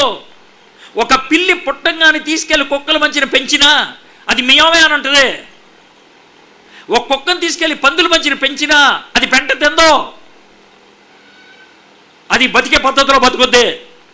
అది కుక్కకుండే పద్ధతి, అది పిల్లుకుండే పద్ధతి. అది చాలా విచిత్రం. మా ఇంట్లో పిల్లి ఉండేది. అప్పుడే పుట్టిన పిల్లిని, కళ్ళు తెరుచుకున్న పిల్లిని మేము తీసుకొచ్చి పెంచాం. మా ఇంట్లో కుక్క ఉండేది. ఆ రెండు కూడా చాలా అన్యోన్యంగా పెరిగాయి. ఇది కుక్క, అది పిల్లి. కానీ మాకు చాలా విచిత్రం అనిపించేది ఏంటి తెలుసా? పిల్లి టాయిలెట్కి వెళ్ళాలంటే బయటికి వెళ్ళేది అది, గొయ్యి తవ్వేది అది, టాయిలెట్ చేసి వచ్చేది అది. దానికి ఎవరు నేర్పించలా? మేము నేర్పించలా దానికి. అది పిల్లది, ఆ పని చేసేది అది. మనుషులు అలా అయితే ఎంత బాగుండేదో. మనుషులు అలాంటి వాళ్ళు కాదు. నేర్పిస్తే తప్పించి నేర్చుకోరు. అయితే నీ కొడుకు రోడ్డు మీద పనికిమాలిన వాళ్ళ తిరుగుతున్నాడా? నీ కూతురు 10 మందికి లింక్ వేసుకొని బతుకుతుందా? తప్పెవరిదే? ఎవరు నేర్పించలేదు? ఎవరిది బాధ్యత? ఎవరిది? ఇప్పుడు చెప్పండి నాకు. అందుకే యెహోషువకి దేవుడు చెప్తున్నాడు, నువ్వు బోధించు. నువ్వు బోధించకపోతే ఈ పిల్లలు నేర్చుకోరు. ఈ బోధించకపోతే వాళ్ళకి తెలీదు. ట్రైనింగ్ అందుకే అవసరం, డిసైప్లింగ్ అందుకే అవసరం, మెంటరింగ్ అందుకే అవసరం, టీచింగ్ అందుకే అవసరం. బోధించకపోతే రాదు. ఒక్కసారి నీ కొడుకు గురించి, నీ కూతురు గురించి ఆలోచించి ఇప్పుడు ఆలోచించు. నీ కొడుకు, నీ కూతురు దేవుడు ఆశించినటువంటి జీవితాన్ని జీవించట్లేదు అంటే దానికి కారణం ఎవ్వరో కాదు, నువ్వే. ఈ రాత్రి దాన్ని ఒప్పుకోవడానికి ఇష్టపడతావా? నీ కొడుకు ఇంకా బతిగా ఉన్నాడా? నీ కూతురు ఇంకా బతిగా ఉందా? నీకు ఇంకా ప్రాణం ఉందా అంటే అవకాశం ఉందని అర్థం. సార్ చాలా దూరం వెళ్ళిపోయాడు. ఎంత దూరం వెళ్ళినా కూడా నువ్వు ప్రార్థన చేసి వెనకలాక్కలు. ఇప్పుడు మొదలు పెడితే ఈ క్షణాన్న I want to tell you very clearly, if God has given you this message today to you, ఈరోజు ఈ వర్తమానం దేవుడు నీకు ఇచ్చినట్లయితే నీ కొడుకు నీ కూతురు బాగుపడటానికి అవకాశం ఉందని చాలా జాగ్రత్తగా తెలుసుకో. That is the promise. That is the promise. దేవుడు ప్రామిస్ ఊరికే ఇవ్వడో, దేవుడు వర్తమానం ఊరినే పంపించడో, దేవుడు సమాచారం ఊరినే పంపించడో. నీకు అది యోర్దాన్ నదిలాగా ఉండొచ్చు, నా కొడుకుని రీచ్ అవడం, యోర్దాన్ నది దాటడం అనిపించవచ్చు. కానీ దేవుడు అంటున్నాడు తెలుసా, నాతో కలువు, నేను నీతో ఉంటాను. మన ఇద్దరం కలిసి నీ కొడుకుని రీచ్ అవుదాం, మన ఇద్దరం కలిసి నీ కూతురిని రీచ్ అవుదాం, మన ఇద్దరం కలిసి నీ భర్తను రీచ్ అవుదాం, మన ఇద్దరం కలిసి మీ భార్యను రీచ్ అవుదాం. Let's reach together and possess the land. అది దేవుడు చెప్తున్నటువంటి స్పష్టమైనటువంటి మాట, క్రీడ్. ఈ క్రీడ్ గురించి ఆయన చెప్పినటువంటి పదాలు ఏంటి అంటే, సేవకుడైన మోషే నీకు ఆజ్ఞాపించిన ధర్మశాస్త్రం అంతటి చొప్పున చేయవలను. You have to do. Before doing you must know. నువ్వు తెలుసుకోవాలి, యు మస్ట్ డూ. నీవు నడిచి ప్రతి మార్గం చక్కగా ప్రవర్తించినట్లు నీవు దాని నుండి కుడికి కానీ ఎడమకు కానీ తొలగకూడదు. దాన్ని కంప్లీట్ సబ్మిషన్ ఉండాలి, కంప్లీట్ టోటల్ సరెండర్. అది ఎలా ఉంటుందంటే, ఈ మొబైల్ కొనుక్కున్నాం, దీనికి ఒక మాన్యువల్ ఇస్తాడు. ఈ మాన్యువల్లో ఇది కలిపి నొక్కు అని అంటే నువ్వు ఇంకో ప్రశ్న ఇవ్వు, ఆ రెండు కలిపి నొక్కుతావు అంతే. ఈ రెండు కలిపి నొక్కుతావు. నువ్వు దీన్ని ఆఫ్ చేయదలుచుకున్నావా, ఈ రెండు కలిపి నొక్కు ఆగుద్ది. ఆన్ చేయదలుచుకున్నావా, ఇది నొక్కు ఆన్ అవుద్ది. వాల్యూమ్ పెంచాలా, దీన్ని నొక్కు పెరుగుద్ది. ఫోటో తీయాలా, దీన్ని నొక్కు పని అవుతుంది అని చెప్తే నువ్వు ఇంకా వేరే ప్రశ్న వెయ్యో చేస్తావు. మరి బైబిల్ని ఎందుకు ప్రశ్నలు వేస్తున్నావు నువ్వు? ఎందుకు వేస్తున్నావు? నీ పనికి మాలిన మొబైల్ కంటే నువ్వు గొప్పడువా? నీ పనికి మాలిన మొబైల్ యొక్క మాన్యువల్ కంటే పనికి మాలిందా బైబిల్? మొబైల్ ఇచ్చినటువంటి ఓనర్ మాన్యువల్ ఇస్తాడు, నిన్ను తయారు చేసినటువంటి దేవుడు మాన్యువల్ ఇచ్చాడు, బైబిల్. దాన్ని ఉన్నట్టుగా పాటించు. నువ్వు అనవసరమైనటువంటి పనికి మాలిన ప్రశ్న లేదు. అందుకే ఎంత స్పష్టంగా చెప్పాడు తెలుసా, కుడికి కానీ ఎడమకు కానీ చూడొద్దు, కుడికి కానీ ఎడమకు కానీ తిరగొద్దు. అంటే అర్థం ఏంటి తెలుసా, తూచా తప్పకుండా దీన్ని పాటించు. You must follow it 100%. ఆ విషయం గుర్తుపెట్టుకోండి. ఎలా ఉంటుందనంటే, మొన్నసారి వాక్యం చెప్తా ఉన్నప్పుడు పాస్టర్లు అందరూ ఉన్నారు. పాస్టర్లందరికీ వాక్యం చెప్తూ ఏమన్నానంటే, 2 రకాలైన క్యాప్టెన్ల గురించి చెప్తాను సార్, మీరు ఏ క్యాప్టెనో చెప్పండి అన్న. అంటే చెప్పండి సార్ అన్నాడు. ఫుట్బాల్ టీంకి ఒక క్యాప్టెన్ ఉంటాడు సార్, ఉంటాడు కదా. ఆ క్యాప్టెన్ దిక్కుమాల నిర్ణయాలు తీసుకున్నాడు అనుకోండి, దిక్కుమాల నిర్ణయాలు జరిగేది ఏంటి? మ్యాచ్ ఓడిపోతాం, అంతే కదా, మ్యాచ్ ఓడిపోతాం. మీకు అర్థమైంది కదా. దిక్కుమాలిన నిర్ణయాలు ఫుట్బాల్ క్యాప్టెన్ తీసుకుంటే మ్యాచ్ ఓడిపోతాం. క్రికెట్ క్యాప్టెన్ దిక్కుమాల నిర్ణయాలు తీసుకుంటే మ్యాచ్ ఓడిపోతాం. నువ్వు ఫ్లైట్ క్యాప్టెన్ అయితే చెప్పు నాకు, నువ్వు ఫ్లైట్ క్యాప్టెన్ అయితే ఏమవుద్ది? నువ్వు పోతావు, ఫ్లైట్లో ఉన్న వాళ్ళందరూ పోతారు. యెహోషువ ఇది ఫ్లైటు, నువ్వు క్యాప్టెన్వే, నువ్వు ఫ్లైటు, ఇది క్యాప్టెను. ఊహల్లోంచి ఏం చేయొద్దు, నువ్వు అనవసరమైన లాజిక్ ఉపయోగించొద్దు, నీ సొంత జ్ఞానం ఉపయోగించొద్దు. బ్లాక్ అండ్ వైట్లో ఏముంది అది పాటించు, లెఫ్ట్కి రైట్కి వెళ్ళొద్దు. పాస్టర్లు ఎక్కడ ఉన్నారా చెప్తున్నా, మీరు flight captain sir, football team captain కాదు మీరు, క్రికెట్ టీం క్యాప్టెన్ కాదు మీరు, ఫ్లైట్ క్యాప్టెన్. మీతో పాటు ఫ్లైట్లు వేసింది అదే మీ సంఘం. ఆ సంఘాన్ని నడిపించాల్సిన పద్ధతిలో కాకుండా అటు ఇటు వెళ్తే నువ్వు పోతావు, నీతో పాటు నీ సంఘం పోతే. యెహోషువ లెఫ్ట్కి కానీ రైట్కి కానీ వెళ్ళొద్దు, రన్వే మీద ఉండాలా. అటు ఇటు గ్రీన్ లైట్లు ఉంటాయి, మధ్యలోనే ఫ్లైట్ ల్యాండ్ అవ్వాలి, మధ్యలోనే ఫ్లైట్ టేక్ ఆఫ్ అవ్వాలి. అటు ఇటు చూడొద్దు. ఈ ధర్మశాస్త్రం గ్రంథమును నువ్వు బోధింపక తప్పకూడదు. దానిలో రాయబడిన వాటన్నిటి ప్రకారం చేయుటకు నువ్వు జాగ్రత్త పడినట్లు దివారాత్రము దాన్ని ధ్యానించిన యెడల నీ మార్గము వర్ధిల్ల చేసుకొని చక్కగా ప్రవర్తించు. There is a condition. జాగ్రత్తగా ఉండాలనుకుంటావా? ఫలభరితమైన జీవితం ఉండాలనుకుంటావా? జీవితం సుఖవంతంగా ఉండాలనుకున్నా follow the creed, follow the manual. దేవుడు ఎంత కృప కలిగిన వాడో తెలుసా? యెహోషువకి లేనటువంటి భాగ్యాన్ని మనకిచ్చాడు. యెహోషువకి 5 పుస్తకాలు ఇచ్చాడు, నీకు 66 పుస్తకాలు ఇచ్చాడు. యెహోషువకి చుట్టిచ్చాడు, అది చాలా జాగ్రత్తగా చదవాలి. మీకు అలా కాదు, బైబిల్ ఇచ్చాడు, మొబైల్లో బైబిల్ ఉంది, ఇష్టం వచ్చినట్లు చదువుకోవడానికి అవకాశం ఉంది. చదవడానికి నీకు బద్ధకం అయితే వినటానికి ఆడియో మెసేజ్ ఉన్నది. ఇంత సౌలభ్యం చేశాడు. అర్థం కాదు అనుకుంటే స్టడీ బైబిల్ ఉంది, అర్థం కాదు అనుకుంటే కామెంటరీలు ఉన్నాయి, అర్థం కాదు అనుకుంటే డిక్షనరీ ఉంది, ఇన్నున్నాయి. కానీ మనసే లేదు మనకి. We don't have heart. నేను నీకు ఆజ్ఞాపించి ఉన్నాను కదా, నిబ్బరము కలిగి ధైర్యంగా ఉండుము, దిగులు పడకము, జడియకము. నీవు నడుచు మార్గమంతట్లో నీ దేవుడని యెహోవా నీకు తోడై ఉండను. God will be with you, but you must follow the creed. God will be with you, but you must follow the creed. ఆ క్రీడ్ వాక్యాన్ని, దేవుని వాక్యాన్ని ధ్యానిస్తున్నావా? యెహోషువకి ఇచ్చినటువంటి ప్రాజెక్ట్ ఫుల్ఫిల్ అవ్వాలంటే క్రీడ్ ఫాలో అవ్వాలి. దేవుడు మనకిచ్చినటువంటి పని, దేవుడు మనకిచ్చినటువంటి బాధ్యత, దేవుడు మనకిచ్చినటువంటి రెస్పాన్సిబిలిటీ ఫుల్ఫిల్ అవ్వాలంటే we have to follow the creed. Are we able to follow the creed? Are we able to follow the creed? నేను ఇదివరకు మీకు చెప్పాను మేరీ జోన్స్ అనే ఆమె గురించి. ఐర్లాండ్ వెళ్ళినప్పుడు ఆమె ఉన్నటువంటి ప్రాంతం బలి అనేటువంటి ప్రాంతం, ఆ ప్రాంతానికి వెళ్ళడానికి దేవుడు అవకాశం ఇచ్చాడు. ఆవిడ ఎక్కడుండేది, ఆవిడ ఎక్కడికి వెళ్ళి బైబిల్ తెచ్చుకుంది చూస్తే 26 మైళ్ళు, 26 మైల్స్, కొండలు గొట్లు ఉంటాయి. ఆమె చిన్నపిల్ల 14 సంవత్సరాల పాప, 14 years old గర్ల్, బైబిల్ కావాలి అని ఆమె పుల్లలు కొట్టి 3 సంవత్సరాలు పుల్లలు కొట్టి, ఆ పుల్లలు కొడితే వచ్చిన డబ్బుల్ని డబ్బాలో వేసుకొని దాచుకొని 3 సంవత్సరాల తర్వాత ఆ డబ్బా పట్టుకొని బైబిల్ ఎక్కడ ఉంటుంది అని అంటే వాళ్ళు 26 కిలోమీటర్లతో ఉన్న ఒక ఊరి పేరు చెప్పారు. పాపం ఆ మేరీ జోన్స్ అక్కడ దాకా వెళ్ళింది నడుచుకుంటూ. పొద్దున్న మొదలైతే సాయంత్రానికి చేరుకుంది ఆ ఊరు. అతని పేరు థామస్. ఆయన ఇంటికి వెళ్ళి తలుపు కొట్టింది. థామస్ తలుపు తీశాడు. తలుపు తీసిన తర్వాత అడిగింది, సార్ బైబిల్ ఉందా అని అన్నది. అంటే బైబిల్ చాలా ఖరీదమ్మా అన్నాడు ఆయన. పర్లేదు సార్, నేను తెచ్చుకున్నాను అని చెప్పింది. ఎంత ఉంటాయి డబ్బులు అంటే చెప్పింది.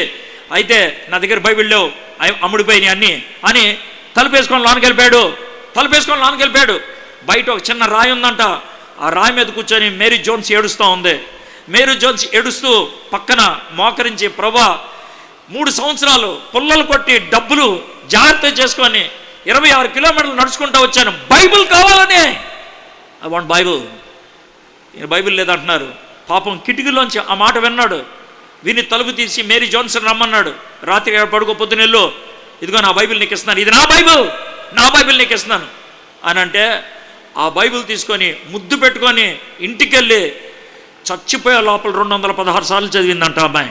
216 times.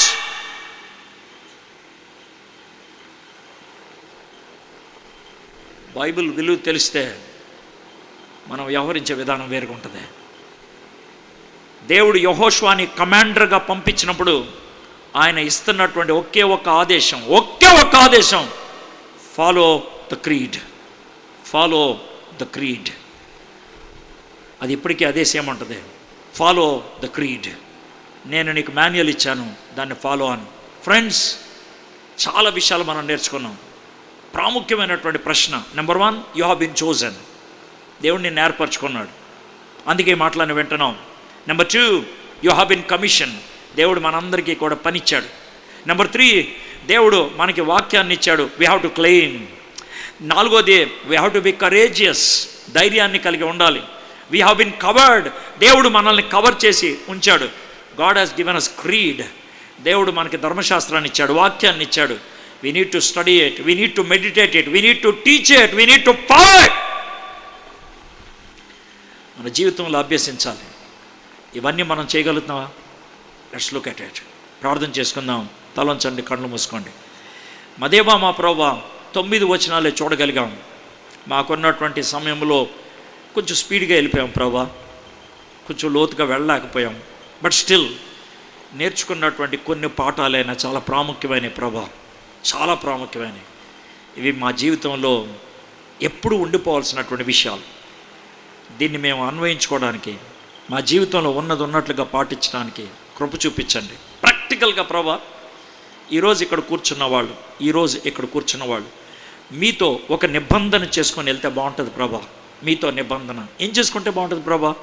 ప్రాక్టికల్గా వాళ్ళు ఖచ్చితంగా కొలవగలిగేటువంటి ఒక నిబంధన, కొలవగలిగేటువంటి ఒక వాగ్దానం ఏంటి ప్రభా? ఈ రోజు నుంచి నేను బైబిల్ ప్రతిరోజు ఒక్క అధ్యాయం కనీసం 4 సార్లైనా చదువుతాను. ఒక్క అధ్యాయం 4 సార్లైనా చదువుతాను.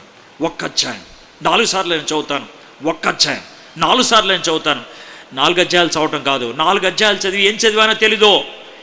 ఒక్క అధ్యాయం 4 చదివితే దాంట్లో ఒక్క పాయింట్ నేర్చుకుంటే, ఆ ఒక్క పాయింట్ని జీవితంలో అన్వయించగలిగితే, ఒక్క స్టెప్ పైకి ఎదగలిగితే ఐఎమ్ గ్రోయింగ్ స్క్రిప్చరలీ అని చెప్పడానికి ఉంటుంది ప్రభా.